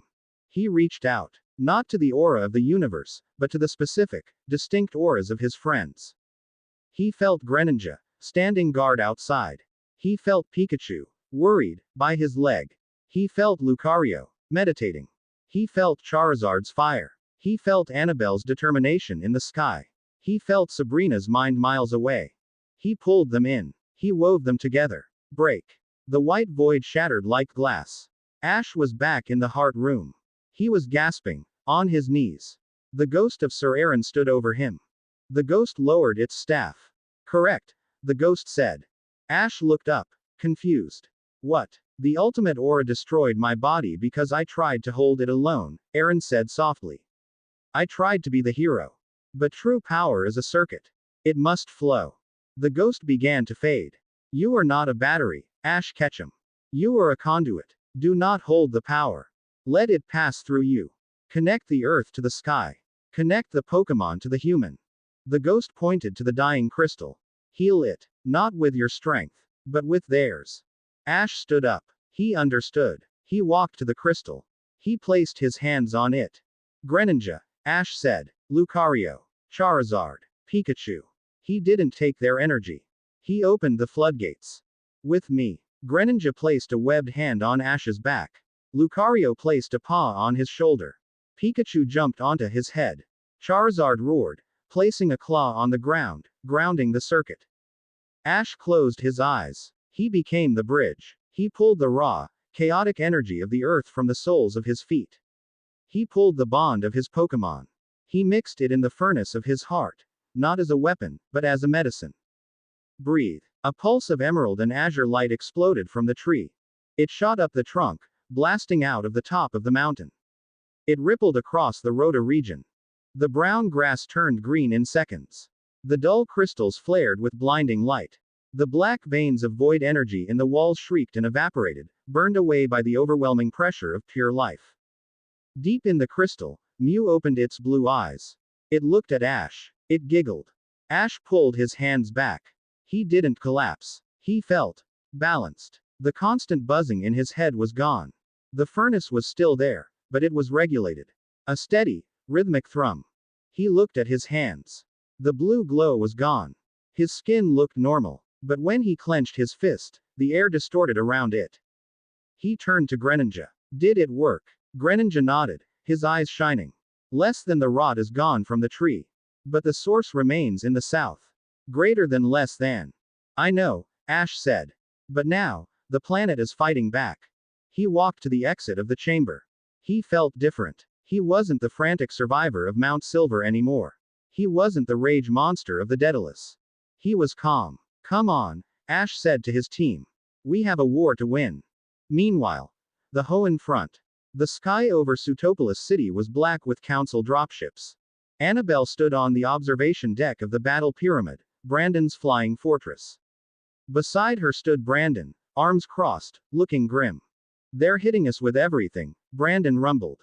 3 Legatus-class commanders. A fleet of those damn Shadow Lugia clones. Anabel looked at the tactical map. It was a sea of red dots swarming the remaining free cities of Hoenn. She wore her purple Salon maiden coat, but she had traded the skirt for combat trousers and heavy boots. She looked tired, but her eyes were sharp steel. They want to crush the symbol of resistance, Anabel said. If the frontier falls, morale collapses globally. She tapped her earpiece. Steven, what's your status? Static crackled. Then, the smooth, confident voice of the champion Steven Stone cut through. We're holding the line at Moss Deep, Steven said, the sound of explosions in the background. Metagross is enjoying the exercise. But Anabel, there are too many of them. They have a damper field. Mega evolution is unstable. Hold them for 10 more minutes, Anabel ordered. I'm redirecting the pyramid to flank them. You'll be exposed, Brandon warned. I know, Anabel said. She looked at the photo tucked into the corner of the console, a blurry picture of Ash grinning. Ash is doing the impossible, she said. The least we can do is hold the door. Meanwhile, the Unova Underground. Dragon Spiral Tower was a ruin, but it was a defensible one. Sabrina sat in the lotus position in the center of the main hall. Around her, dozens of dragon-type trainers, Iris, Drayden, and the remnants of the gym leaders, were resting, tending to wounded Pokémon. Sabrina wasn't resting. She was sweating blood. She was projecting a massive psychic illusion over the entire tower. To the council satellites above, the tower looked like an empty pile of rubble. You can't keep this up, Iris said, walking over with a bottle of water. The young champion looked fierce, her Haxorus standing guard with scarred tusks. I have to, Sabrina whispered, not opening her eyes. If they find us before Ash returns, we're dead. Is he really coming back? Iris asked, sitting down. The stories say he's changed. That he's a monster now. Sabrina opened one eye. It was violet and terrifying. He's not a monster, she said. He's the reckoning. Suddenly, Sabrina gasped. She grabbed her chest. What is it? Iris jumped up. Sabrina looked south, her eyes widening. I felt it, she whispered. A pulse. From the tree. She smiled. A genuine, terrifying smile. He did it. He stabilized the grid. Sabrina stood up, wiping the blood from her nose. The illusion around the tower flickered and died. Sabrina, you dropped the cloak, Iris yelled. They'll see us. Let them see, Sabrina said, cracking her knuckles. We don't need to hide anymore. She looked at Iris. The king is awake. And he's broadcasting. The return. Ash stood at the peak of the tree of beginning. The wind whipped his cloak. He reached out with his mind. He didn't just feel his friends. He felt the council. He felt the cold void of their soldiers. He felt the fear of the people in the cities. He took a deep breath. Less than Greninja. Greater than Ash projected. Less than Are you ready? Greater than. Greninja stepped up beside him. The ninja Pokémon crossed its arms. Less than always. Greater than. Ash tapped the comms link in his ear. It had been silent for days. Anabel. Sabrina. The response was immediate. Ash. Annabel's voice was breathless. Where are you? I'm at the tree, Ash said. His voice was different now. Deeper. Resonant. It carried the weight of the mountain. I've secured the connection. The planet is with us. The council is besieging Hoenn, Anabel reported rapidly. And they've surrounded Dragon Spiral Tower. We're pinned. Ash looked at the horizon. He saw the curvature of the world. Not for long, Ash said. He raised his hand. Tell the resistance to brace themselves. I'm coming down. Ash, what are you going to do? Sabrina asked. Ash smiled. It wasn't the smile of a boy. It was the smile of a king who had just found his sword. I'm going to ring the bell, Ash said. He looked at Lucario. Teleport us to Sutopolis. Less than that is thousands of miles. Greater than. Lucario hesitated. Less than it will drain us. Greater than. No, Ash said, placing a hand on Lucario's shoulder. The blue light flowed.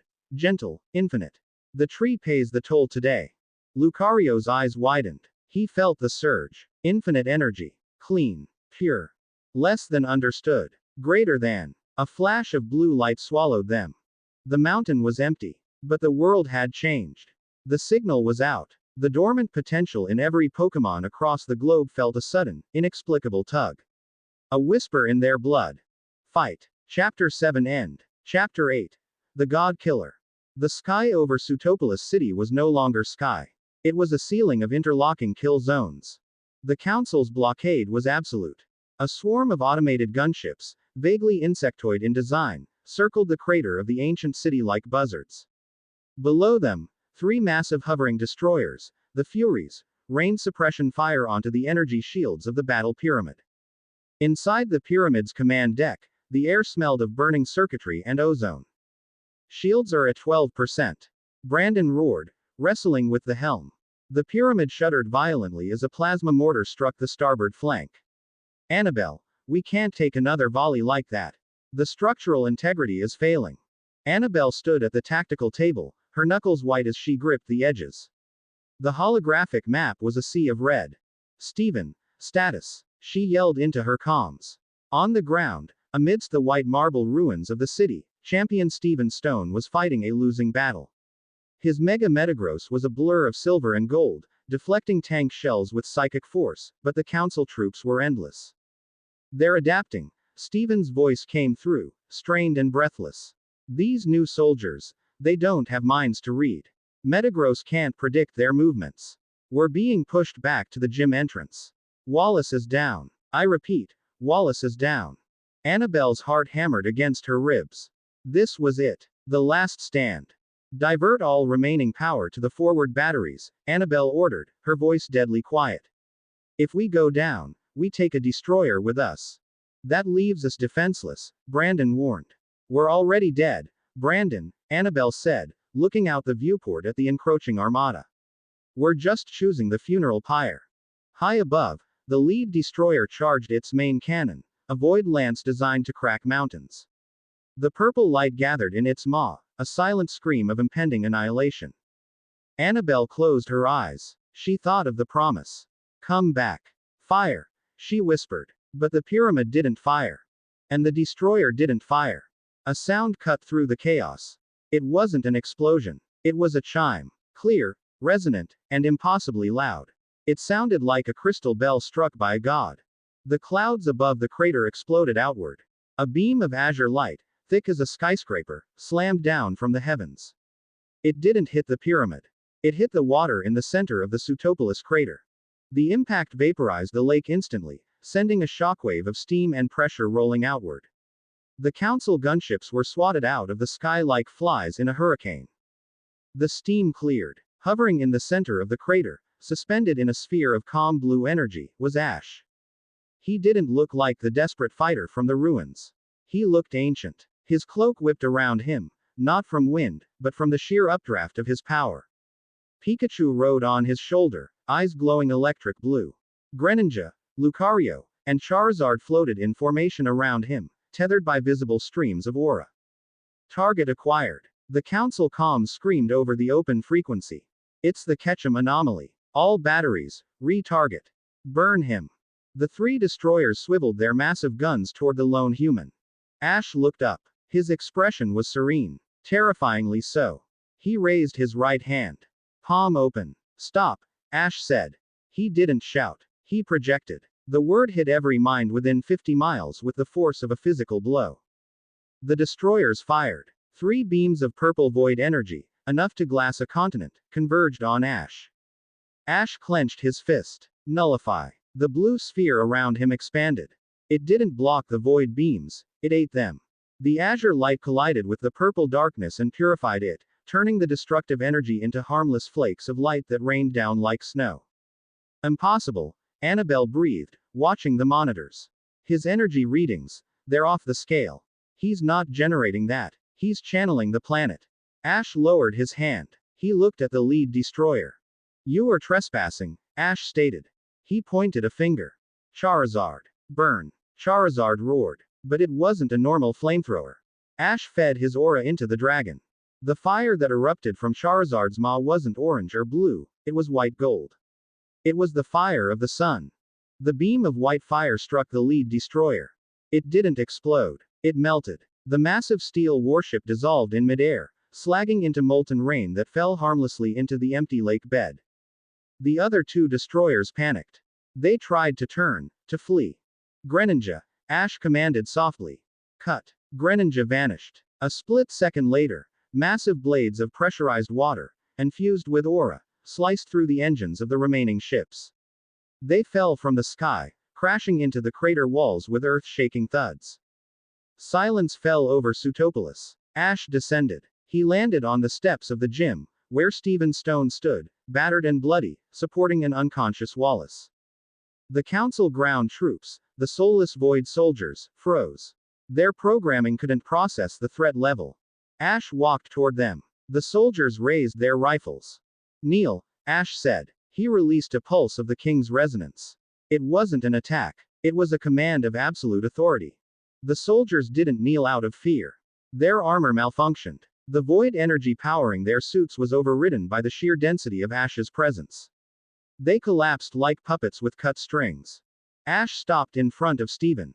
He reached out and touched Metagross's cracked metal plating. Blue light flowed. The cracks sealed instantly. You held the line, Ash said, his voice warm again, the terrifying god-like echo fading. Stephen Stone, a man who had seen everything the world had to offer, looked at Ash with wide eyes. Ash, what? What are you? I'm a trainer, Ash smiled tiredly. And I'm late. The war room. An hour later, the battle pyramid had landed in the crater. The reunion was brief and efficient. There was no time for parties. Ash stood at the head of the table. Anabel was at his right, Stephen at his left. On the screen, a static-filled feed showed Sabrina and the Unova forces securing Dragonspiral Tower. The council is reeling, Anabel said, pointing to the map. We just blinded their southern fleet. But they're pulling back to a central location. Indigo, Ash said. The Indigo Plateau, Stephen confirmed.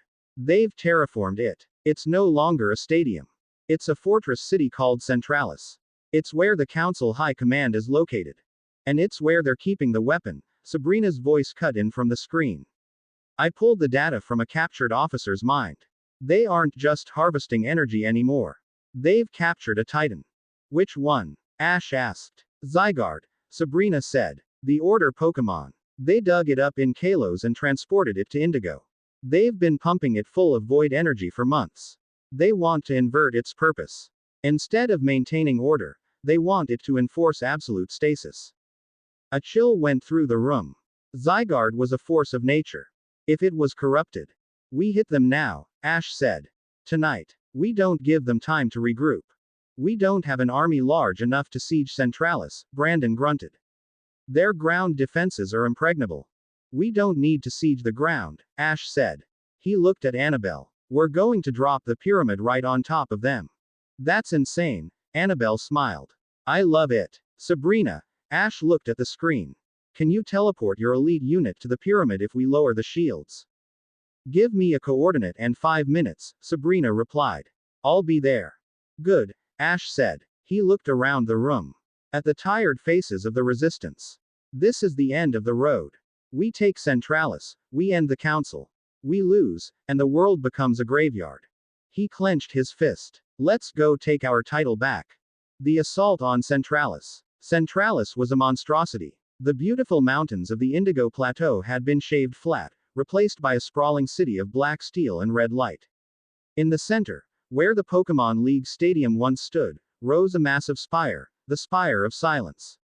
The air around the city was thick with anti-air flak and psychic dampening fields. But they didn't account for a flying pyramid dropping from sub-orbit at terminal velocity. Brace for impact. Brandon roared over the intercom. The battle pyramid, shielding flared to maximum, smashed through the atmospheric blockade. It took heavy fire, explosions rocking the hull, but it plummeted straight toward the central plaza. At 2,000 feet, the pyramid fired its retro thrusters, slowing the descent just enough to survive. Boom. The pyramid landed in the plaza, crushing tanks and fortifications beneath its massive weight. The shockwave shattered windows for miles.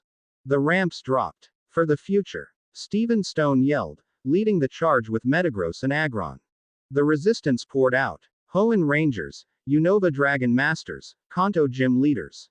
They clashed with the legion of Void soldiers waiting for them. It was chaos. Flashes of hyper beams, flamethrowers, and void blasts illuminated the night. Ash, Anabel, and Sabrina didn't join the melee. They sprinted toward the spire. The entrance is blocked, Anabel yelled, firing her pistol at a squad of elite guards. A massive blast door barred the way. Sabrina, Ash yelled. Sabrina, running beside him, didn't stop. She threw her hands forward. Psychic. She grabbed the 10-ton blast door and ripped it off its hinges, hurling it into the guards. They ran inside. The interior of the spire was hollow. A vast shaft leading up to the apex. And floating in the center of the shaft, bound by chains of purple light, was the weapon. Zygarde. But it wasn't the green and black guardian Ash knew. It was terrifying. Its armor was bleached bone white, and the glowing hexagonal cells on its body pulsed with a sickly, violent violet light. Standing on a platform beneath the Titan was Director Valerius. "You are persistent," Valerius said, his voice amplified by the room's acoustics. "But you are too late. The integration is complete." He raised a black scepter. "Zygarde. Order 66. Silence the discord." The Titan roared. It wasn't a sound of an animal. It was the sound of reality tearing. Zygarde broke its chains. It transformed. The 50% form grew, shifted, and expanded. The 100% form, the complete form, emerged. A giant, humanoid colossus, standing 50 feet tall. But instead of the colors of life, it was a monochrome nightmare of white and purple. "Ash," Sabrina whispered, stepping back. "That thing, it's a black hole. I can't touch its mind. It will eat us." Zygarde raised a massive hand. A beam of Core Enforcer, corrupted into Void Enforcer, shot toward them. It engraved A, Z, into the air, erasing space itself. "Move." Ash shoved Anabel and Sabrina aside. He didn't dodge. He couldn't. The beam was too wide. "Shield." Ash threw his hands up. His aura flared. The beam hit him. Ash screamed. The pressure was immense. It felt like holding up a collapsing building. His boots slid backward, carving grooves into the metal floor. The blue aura buckled, sparking against the violet death. Ash. Anabel scrambled to her feet. Latios. Dragon Pulse. Alakazam. Psybeam. Sabrina joined in. Their attacks hit Zygarde, but the Titan didn't even flinch. It just pressed harder. Ash dropped to one knee. Blood poured from his nose. "I can't hold it." The Void Enforcer was eating his shield. It was inches from his face. "Less than master. Greater than." Lucario's voice. Calm. Absolute. Ash felt a hand on his shoulder. Then another. Greninja. Charizard. Pikachu. They didn't stand behind him. They walked into his aura. "Less than we are one." Greater than Greninja projected. "Less than burn together." Greater than Charizard roared. The concept from the Tree of Beginning. The conduit. Right. Ash gritted his teeth. He opened his eyes, and the blue fire exploded. Avatar. Manifest. The air around Ash twisted. The blue aura didn't just glow, it took shape. It solidified. Rising from Ash's small form was a massive, translucent construct of blue energy. It looked like a warrior, a fusion of his team. It had Charizard's wings, Greninja's scarf, Lucario's sensors, and Pikachu's jagged tail. The aura avatar stood 50 feet tall, matching Zygarde's size. The avatar caught the Void Enforcer beam in its hand and crushed it. Valerius stepped back, eyes wide. What is that?" "That," Ash's voice echoed from the heart of the giant construct, "is the bond you forgot about." The avatar drew a sword made of pure water and lightning. "Let's go." The battle of the giants began. Zygarde lunged, its massive fists shaking the tower. The avatar met it, blocking the strike with its sword. The impact blew out the windows of the spire, sending glass raining down on the battle outside. "Sabrina. Anabel. Get Valerius." Ash yelled, struggling to control the massive construct. Every movement drained his stamina. He felt his life force burning away like fuel. On it. Anabel sprinted toward the platform. Zygarde fired a barrage of 1,000 arrows, spikes of ground energy that tracked the target. The avatar spun, spreading its wings. Hurricane. A massive gust of wind deflected the arrows. Pikachu, channel it, Ash commanded. The avatar's sword turned bright yellow. Gigavolt Havoc. Ash swung the massive energy blade. It slashed across Zygarde's chest. The Titan shrieked. The white armor cracked, revealing the green light beneath. It's working. Anabel yelled. She reached the platform. Valerius pulled a gun, but Sabrina was faster. She flicked her wrist, and Valerius was slammed into the wall, pinned by telekinesis. Release the control, Anabel demanded, hacking the console. I can't. Valerius wheezed. It's not a program. It's a possession. The void. It's alive. Above them, Zygarde went berserk. It grabbed the avatar's throat. Void energy poured into the construct, rotting the blue light. Ash gasped, clutching his own throat inside the construct. It's leeching me. The avatar flickered. Zygarde raised a fist to deliver a killing blow. Ash. Suddenly, a new energy joined the fray. From Ash's pocket, the old, rusty pokeball containing the aura of the tree glowed. And from the shattered windows, pink lights drifted in. The resistance outside. Steven, Brandon, Iris. Every Pokemon fighting below felt the distress. They lent their power. Spirit Bomb. Take it, Ash. Steven yelled from the comms. Ash felt the surge. It was overwhelming. Greninja. Water Shuriken. Maximum. The avatar dissolved the sword and formed a massive, swirling star of golden water and blue fire in its hand. It grew larger than the room itself. Go. Ash threw it. The massive shuriken hit Zygarde point blank in the chest. Kaboom. The explosion blew the roof off the spire. A pillar of gold and blue light shot into space, visible from the moon. Zygarde was thrown backward, crashing into the far wall. The violet corruption hissed and evaporated. The white armor shattered, revealing the natural green and black scales underneath. The Titan slumped, unconscious. Purified. The avatar dissipated. Ash fell. He hit the floor hard. He didn't move. Pikachu crawled over to him, nudging his cheek. Pika. Hi. Anabel and Sabrina rushed over. Ash. Anabel turned him over. He was breathing, but barely. His skin was pale, almost translucent. He burned too much, Sabrina said, her hands hovering over him, healing energy flowing. His life force is critically low. We won, Anabel whispered, looking at the unconscious Zygarde and the captured Valerius. We actually won. Valerius, pinned to the wall, started to laugh. It wasn't a panicked laugh. It was a low, resonant sound that didn't match his voice. 1. Valerius said. You children broke a toy. You didn't win the game. Sabrina spun around. Shut up. Valerius's eyes turned black. Not void purple. Absolute, starless black. This vessel was weak, the voice said. It was the voice Ash had heard in the ruins. The voice of Cain. The voice of the void. Kalen. But you have opened the door, Kalen said through Valerius's mouth. That pillar of light. It was a beacon. You just told the universe exactly where you are. Valerius's body began to convulse. I am done with proxies. I am done with machines. The air in the room grew cold. Absolute zero. A rip appeared in reality, right above the unconscious Zygarde. A hand reached out. A hand made of starry darkness. It wasn't a human hand. It was the size of a car. Now, Kalen's voice thundered from the rift, shaking the foundations of the tower. I come to claim my garden. Ash's eyes fluttered open. He saw the rift. He felt the cold. He tried to stand, but his legs failed. Not over. Ash wheezed. Anabel looked at the rift, then at Ash. The fear in her eyes was gone, replaced by a terrifying acceptance.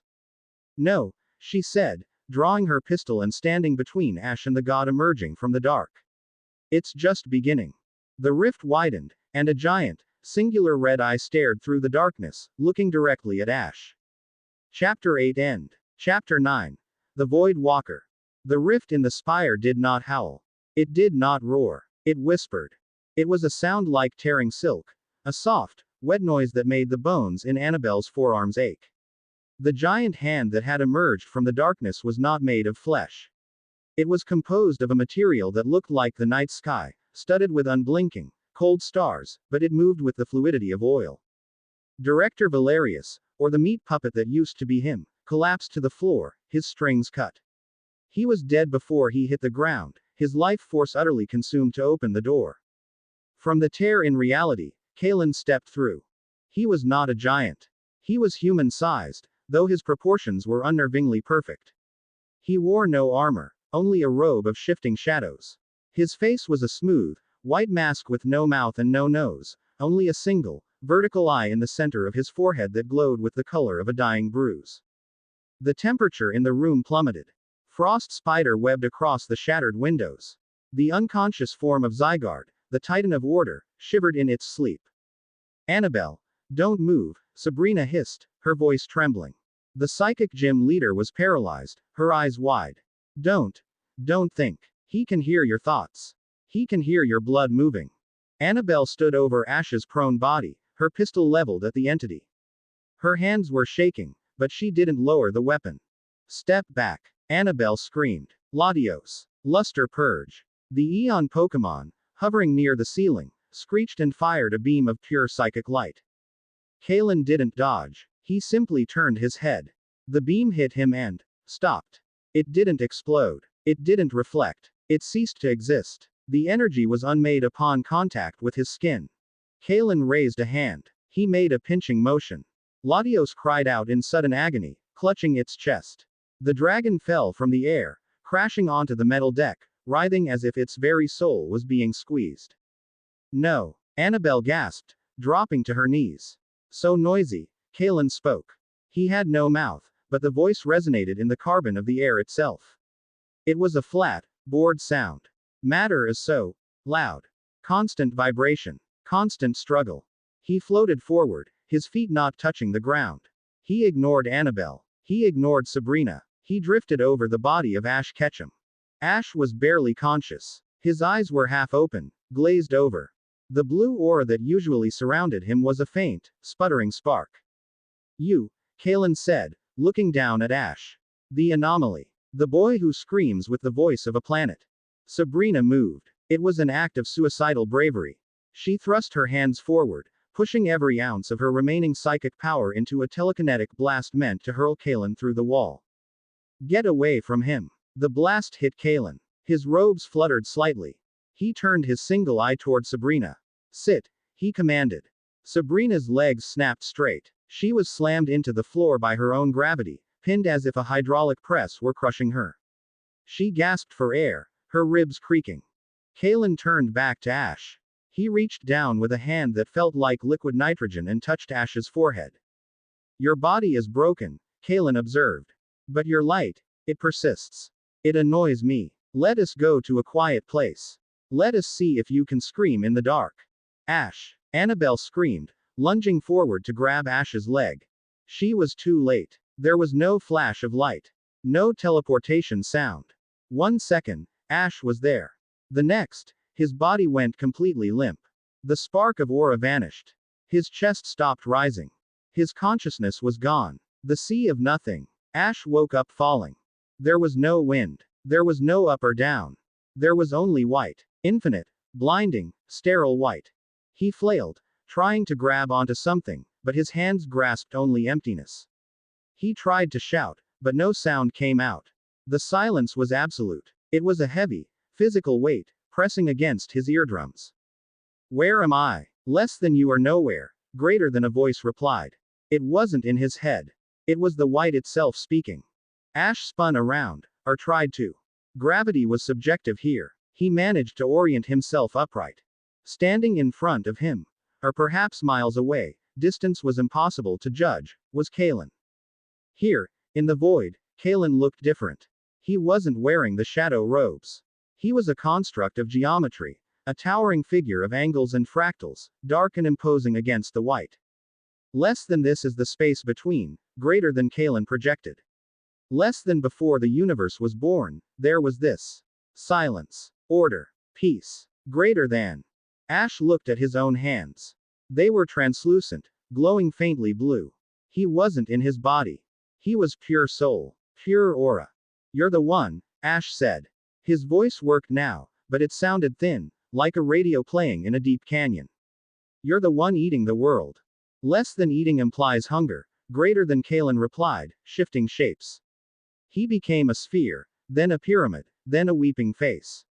Less than I am not hungry, Ash Ketchum. I am tired. Greater than.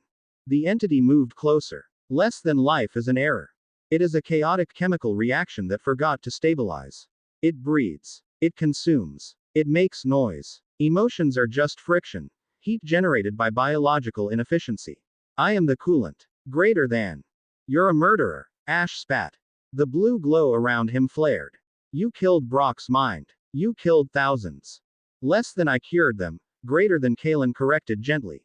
Less than I took away their fear. Their pain. Their doubt. I gave them the gift of silence. And now, I will give it to you. Greater than. The white void shifted. Suddenly, Ash wasn't floating. He was standing in his childhood bedroom in Pallet Town. But it was gray. Everything was gray. Mom. Ash called out. Delia Ketchum was standing by the window. She turned around. She had no face. Just smooth, gray skin. Be quiet, Ash, the faceless thing said. Rest now. No. Ash backed away. The scene shifted. He was in the stadium. The crowd was cheering, but the sound was muted, muffled. He looked down at the battlefield. Pikachu was there. But Pikachu wasn't moving. He was a statue made of salt. Less than C. Greater than Kalen's voice whispered. Less than without the struggle, there is no pain. Give me the aura, Ash. Give me the connection. Let me turn off the noise. Greater than. Chains of white light erupted from the floor. They wrapped around Ash's ankles, his wrists, his neck. They burned cold. Ash struggled. I won't let you. He tried to flare his aura. He tried to summon the avatar. Nothing happened. Less than there is no Pokemon here to help you, greater than Kalen said. Less than no Anabel. No Sabrina. No backup. Just you. And you are just a boy who is afraid of being alone. Greater than. The chains tightened. Ash fell to his knees. The cold began to seep into his chest, dulling the fire. The real world. The last watch. The spire of silence was a tomb. Anabel sat on the floor, Ash's head in her lap. She was checking his pulse every 10 seconds. It was thready, slow. Dying. He's fading, Anabel whispered, panic rising in her throat like bile. His heart rate is dropping. 40 beats per minute. 38. Sabrina was sitting cross-legged a few feet away, her eyes glowing with intense violet light. She was sweating profusely, blood dripping from her nose onto her white combat suit. I can't find him, Sabrina gritted out. He's not on the astral plane. He's deeper.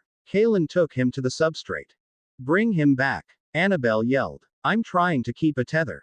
Sabrina snapped, her voice fraying. But Kalen is blocking me. It's like trying to break through a wall of diamond with a spoon. Suddenly, the room shook. Kalen's physical body, the star-skinned humanoid, was still floating in the center of the room. It was motionless, a statue. But the air around it was warping. Incoming. Brandon's voice roared over the comms. Anabel, we have movement on the perimeter. The Void soldiers, they're getting back up. Anabel looked out the shattered windows. Down in the plaza, the thousands of soldiers Ash had incapacitated with his king's resonance were stirring. Their armor was glowing again. Not purple, but pitch black.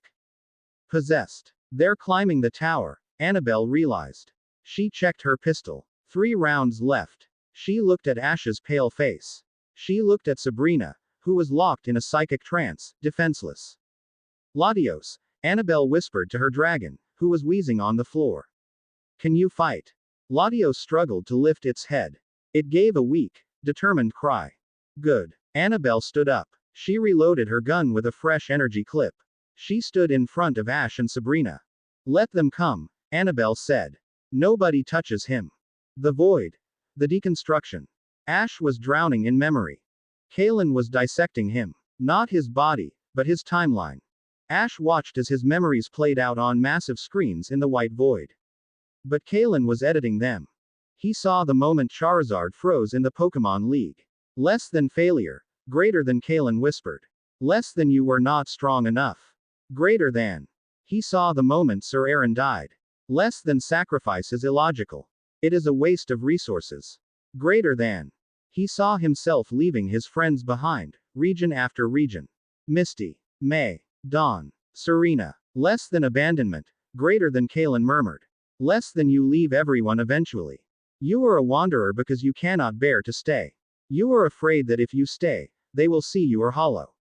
Greater than. Shut up. Ash yelled, pulling against the chains. That's not true. Less than is it. Greater than. Kalen manifested in front of him. He grabbed Ash's chin. Less than why do you fight, Ash Ketchum? Is it for justice? Or is it because fighting is the only time you feel alive?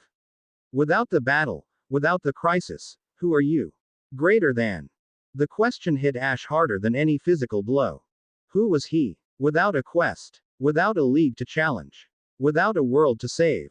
He was just a kid from Pallet Town who dropped out of school to walk in the woods. Less than you are nothing. Greater than Kalen confirmed. Less than you are an adrenaline junkie masking your addiction as heroism. Give up. Let the silence take you. It is so much easier. Greater than. The chains tightened. The blue light in Ash's chest flickered. It was dying. The cold was reaching his heart. Ash stopped struggling. His head dropped. Maybe he was right. Maybe it was all just noise. Maybe peace was better. Yes, the void whispered. Sleep. Ash closed his eyes. And in the silence, he heard a sound. Not a memory. A real sound. Thump thump. It was faint. A heartbeat. Thump thump. Ash frowned. Kalen had said there were no other hearts here. Thump thump. It was coming from his pocket. In the spiritual projection of his clothes, Ash felt a weight. He reached into his pocket. His hand closed around a sphere. The rusty, ancient pokey ball from the tree of beginning. The one Sir Aaron had trapped Lucario in. The one that held the memory of the tree. Ash pulled it out. It wasn't glowing. It was just old iron. But it was warm. Kalen recoiled. Less than what is that? Greater than. It's a promise, Ash whispered. He remembered Anabel's hand in his. Come back. He remembered Sabrina's forehead against his. Open the door. He remembered Greninja's loyalty. Pikachu's weight on his shoulder. He looked at the ball. You're wrong, Ash said. He didn't look up. He looked at the iron sphere.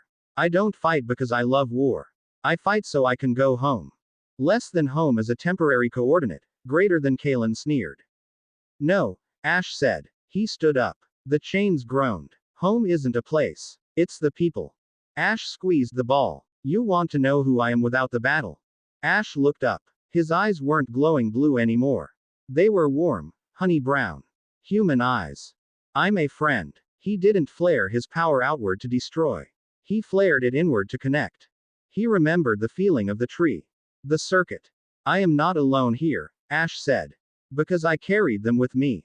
He threw the rusty ball. I choose you. The ball didn't release a Pokemon. It released a memory. A wave of golden light exploded from the ball.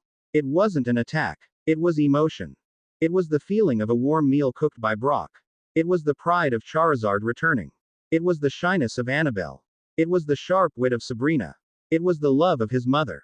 It was noise. Beautiful, chaotic, messy, illogical human noise. Kalen shrieked. The white void cracked. The perfection of the silence was shattered by a billion microscopic vibrations of joy, sorrow, anger, and hope. Less than stop it. It burns. Greater than Kalen retreated, his geometric form destabilizing. Less than this chaos, it is disgusting. Greater than. It's life. Ash roared. The chains shattered into dust. Ash didn't summon an avatar. He simply walked forward. The white floor turned into grass beneath his feet. The gray sky turned blue. You can't eat the world, Kalen, Ash said, walking through the entity's defenses. Because the world is messy. And you're just a clean freak. Ash reached out and grabbed Kalen's geometric core. Get out of my head. Chapter 10. The Dawn of Era. The first thing Ash noticed was the smell. For months, his world had smelled of ozone, burnt circuitry, antiseptic, and the coppery tang of blood. The scent of the void, a dry, static-filled nothingness, had coated the back of his throat like ash. But this smell was different. It was rich and chaotic. Wet earth, pine needles, the sweetness of boiling stew. And underneath it all, the faint, salty breeze of the ocean. He opened his eyes. He wasn't in a cell. He wasn't in the white void. He was in a bed. A real one, with a quilt that felt heavy and handmade. Sunlight streamed through an open window, carrying dust motes that danced in the golden air. Ash tried to sit up. His body protested with a chorus of aches, but they were dull, healing aches, not the sharp agony of combat. He looked at his hands. The skin was scarred, pale, but the veins were no longer pulsing with that terrifying azure light. They looked like human hands. Pika. A weight shifted on his legs. Pikachu, curled into a yellow ball at the foot of the bed, raised his head. His ears twitched. Hey, buddy, Ash rasped. His voice was rusty, unused. Pikachu didn't cheer. He didn't spark. He scrambled up the blanket and buried his face in Ash's neck, letting out a long, shuddering sigh. Ash wrapped his arms around the small Pokemon, feeling the steady, frantic thrum of his heart. I'm here, Ash whispered, tears pricking his eyes. I'm still here. The door creaked open.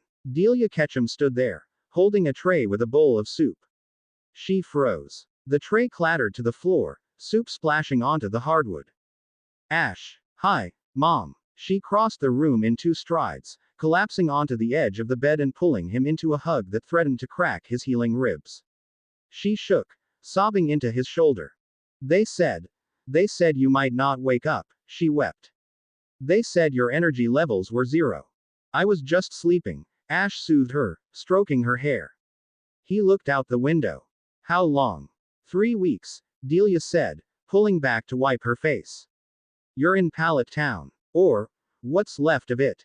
We've been rebuilding. Ash looked past her, through the window. He saw scaffolding. He saw Machamp and Kinkelder lifting heavy beams. He saw tents. But he also saw green grass. The sky was a brilliant, unblemished blue. The council? Ash asked. Gone, a new voice said from the doorway. Ash looked up. Sabrina leaned against the doorframe. She wasn't wearing the combat armor or the high-collared trench coat. She wore a simple black sweater and jeans. Her hair was loose, softening the sharp angles of her face. She looked tired, but the darkness under her eyes was gone. The network collapsed the moment Kalen died, Sabrina said, walking into the room. The Void soldiers turned to dust. The conditioning on the League officials broke. It's messy, but it's over. Ash nodded slowly, processing. And Anabel, she's outside, Sabrina said, a small smirk playing on her lips. Dealing with your fan club. Fan club. Ash. Sabrina sat on the windowsill, looking at him with intense violet eyes. You didn't just win a war. You broadcasted your soul to the entire planet. Everyone felt it. The fear, the love, the resolve. You're not just a trainer anymore. To them, you're the Messiah. Ash groaned, sliding down into his pillows. Oh, no. Oh, yes, Sabrina chuckled. Get dressed, King. The world is waiting. The weight of the crown. Walking out the front door of the Ketchum residence felt harder than storming the battle tower. A crowd had gathered. Not a mob, but a vigil. Hundreds of people, trainers, civilians, neighbors, stood in the makeshift town square. When Ash stepped onto the porch, supported by Sabrina, the murmur of conversation died instantly. Silence. But it wasn't the silence of the void. It was a silence of reverence. Anabel was standing at the bottom of the steps. She wore her international police dress uniform, crisp and authoritative, flanked by a squad of Arcanine. She looked up at Ash, her eyes softening. She gave him a subtle nod. A man stepped forward from the crowd. It was Lance, the Dragon Master. He looked battered, his cape torn, his arm in a sling. Ash Ketchum, Lance said. His voice carried. On behalf of the Pokemon League, thank you. The crowd erupted. It wasn't polite applause. It was a roar. People were crying, cheering, hugging their Pokemon. Ash stood there, overwhelmed. He felt the aura of the crowd, a tsunami of gratitude. It washed over him, warm and suffocating. They want a speech, Sabrina whispered in his ear. Ash stepped forward. He gripped the railing. The crowd quieted, hanging on his every word. I just want to go check on my Charizard, Ash said honestly. Laughter rippled through the crowd. It broke the tension. The war is over, Ash continued, his voice finding its strength. Go home. Hug your families. Train your Pokemon. But don't look at me. I didn't save the world. We did. He pointed to the sky. We all did. It wasn't the speech of a king. It was the speech of a boy who was tired of fighting. And strangely, it was exactly what they needed to hear. The round table. A week later, the real work began. The meeting took place in the reconstructed boardroom of the Sylph Company building in Saffron City, neutral ground. The table was crowded. The surviving champions were there. Lance of Kanto Jodo, Stephen of Hoenn, Cynthia of Sinnoh, Iris of Unova, Diantha of Kalos, and Leon of Galar. And on the other side, the War Cabinet, Ash, Anabel, and Sabrina. The power vacuum is dangerous, Cynthia said, placing a datapad on the table. She looked regal as always, though the lines of stress around her mouth were deep. Without the Council's central authority, regional warlords are already trying to seize control of the power plants. We need a unified government. We need a ruler, Leon added, crossing his arms. Someone the people trust implicitly. Someone with the power to enforce the peace if necessary. Every eye at the table turned to Ash. Ash was leaning back in his chair, feeding Pikachu a ketchup packet. He stopped, seeing the room staring at him. No, Ash said. You are the only logical choice, Stephen Stone argued gently. You wield the ultimate aura.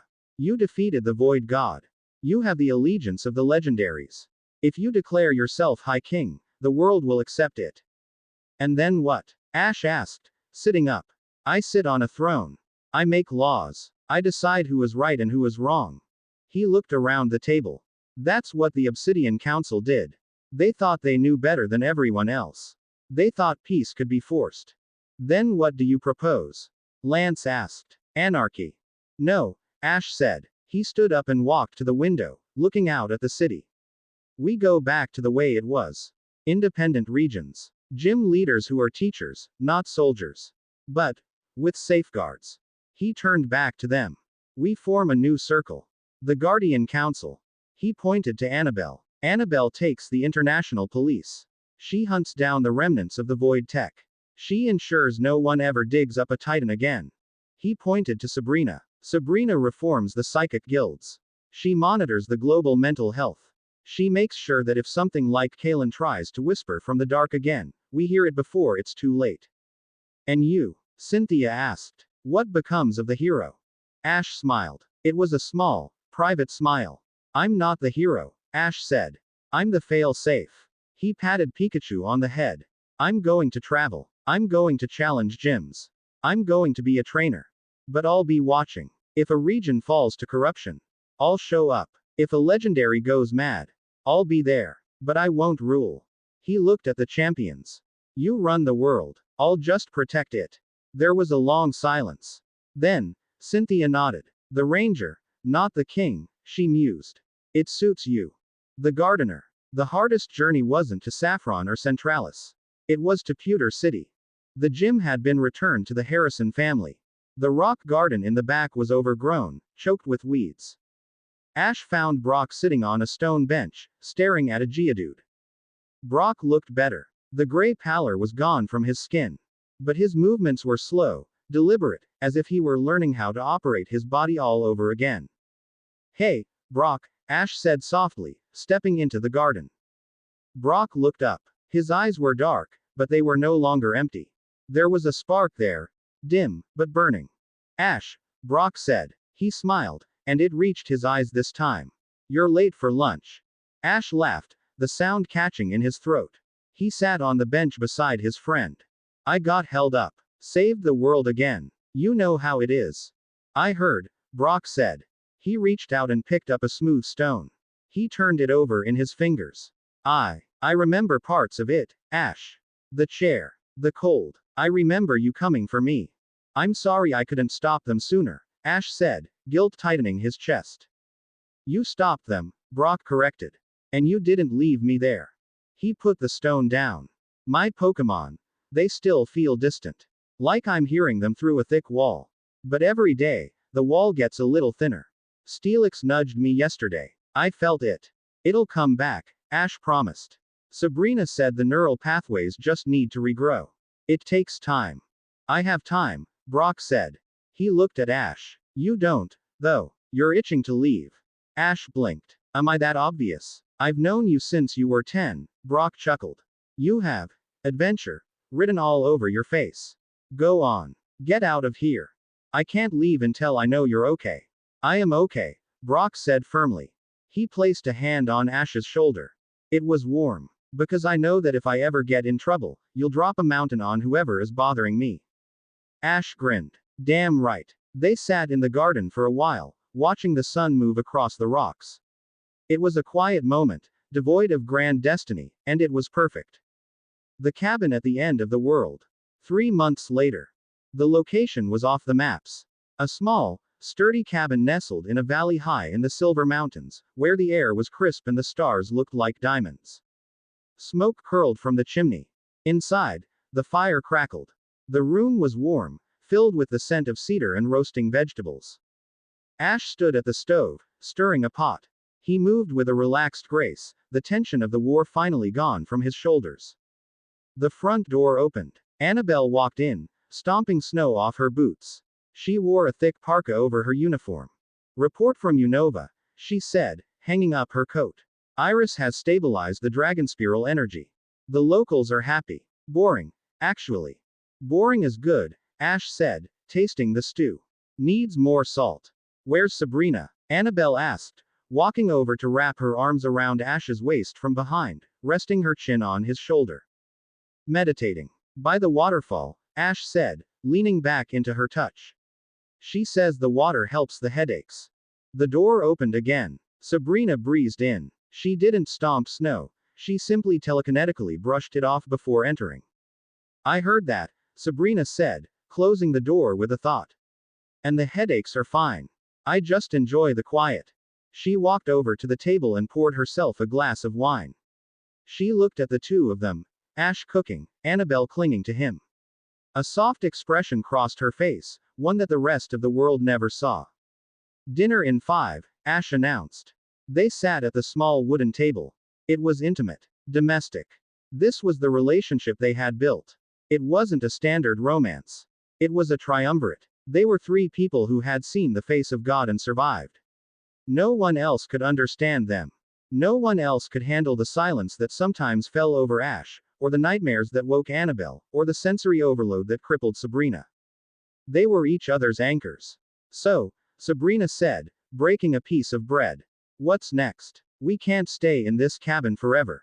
The press is starting to speculate that we've ascended to a higher plane of existence.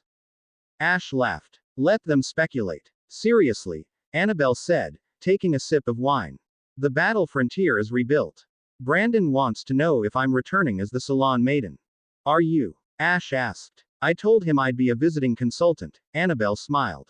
I have other duties. And I have a gym to run, Sabrina sighed. Though I've delegated most of the badge battles to my apprentices. It's hard to get excited about fighting a Rattata when you fought a Titan. Ash looked at his plate. I've been thinking. Oh, Sabrina teased. I want to start a school, Ash said. Both women stopped eating. A school? Anabel asked. Not a traditional one, Ash explained, his eyes lighting up. A place for the problem cases. Trainers with auras that are too strong. Psychics who can't control their powers. Pokemon who have been hurt by the war. A place where they can learn to handle the noise. He looked at them. I don't want another kid to wake up on a mountain thinking he's a monster. I want to teach them what you guys taught me. Sabrina looked at Anabel. A silent communication passed between them. The Ketchum Institute for the Gifted. Sabrina mused. Has a ring to it. We'd need a location, Anabel said, her tactical mind already whirring. Somewhere isolated but accessible. The Tree of Beginning. Too sacred, Ash said. I was thinking. Pallet Town. The land around the professor's lab is empty now. It's a start, Sabrina said. She reached across the table and took Ash's hand. Anabel took the other. We're in, Anabel said. Ash squeezed their hands. The furnace in his chest hummed. A warm, golden note of contentment. Good, he said. Because I can't do it alone. Epilogue. The Guardian. 6 months later. The sun was setting over Route 1. The tall grass swayed in the wind, golden and peaceful. A young boy, no older than 10, trudged through the dirt path. He was dirty, exhausted, and carrying a wounded Pidgey in his arms. He was crying. Help! The boy shouted to the empty road. Someone help! He had been attacked by a wild raticate. His Pokeballs were empty. He was miles from Viridian City. A shadow fell over him. The boy looked up. Standing on the ridge, silhouetted against the dying sun, was a man. He wore a simple travel cloak and a peaked cap pulled low over his eyes. On his shoulder sat a Pikachu. Standing beside him was a Lucario. The man slid down the embankment, moving with a fluid, easy grace. Hey there, the man said. His voice was calm, deep, and incredibly reassuring. You look like you're in a bind. My Pidgey, the boy sobbed, holding out the bird. It's hurt bad. The stranger didn't ask questions. He knelt down. He took off his glove. It's okay, the man said. May I? The boy nodded. The stranger placed his hand over the Pidgey. A soft, blue light emanated from his palm. It wasn't blinding or scary. It was gentle, like a nightlight. The Pidgey stopped shivering. The wound on its wing closed. It chirped, hopping up to nuzzle the man's hand. The boy's eyes went wide. How did you do that? Are you a wizard? The man chuckled. He stood up, dusting off his knees. No, the man said. Just a trainer. He reached into his bag and pulled out a potion and a fresh bottle of water. He handed them to the boy. Keep the wing wrapped for a day. She'll be flying by Tuesday. Thank you. The boy said. Who are you? Are you a gym leader? The man adjusted his cap. For a second, the boy saw his eyes. They were a warm brown, but deep in the center, there was a flicker of something else, something ancient and powerful, like the sky itself. Me. The man smiled. I'm Ash. He turned and began to walk away, heading toward the horizon where the first stars were beginning to appear. Where are you going? The boy called out. Ash didn't stop. He raised a hand in a wave. Wherever the wind blows. The boy watched him go until he disappeared into the twilight. He didn't know that he had just met the man who broke the void. He didn't know he had met the King of Aura. He just knew that for the first time in a long time, the world felt safe. Ash walked on. Less than master, greater than Lucario projected as they crested the hill. Less than the council is hailing us. Anabel says there is a situation in the Orange Islands. A disturbance in the magnetic currents. Greater than. Ash smiled. He looked at Pikachu. You ready, buddy? Pikachu pumped a fist into the air. Pika. Ash looked at the endless road ahead. The world was loud again. It was messy, chaotic, dangerous, and beautiful. Tell them we're on our way, Ash said. He stepped forward, into the adventure. The end.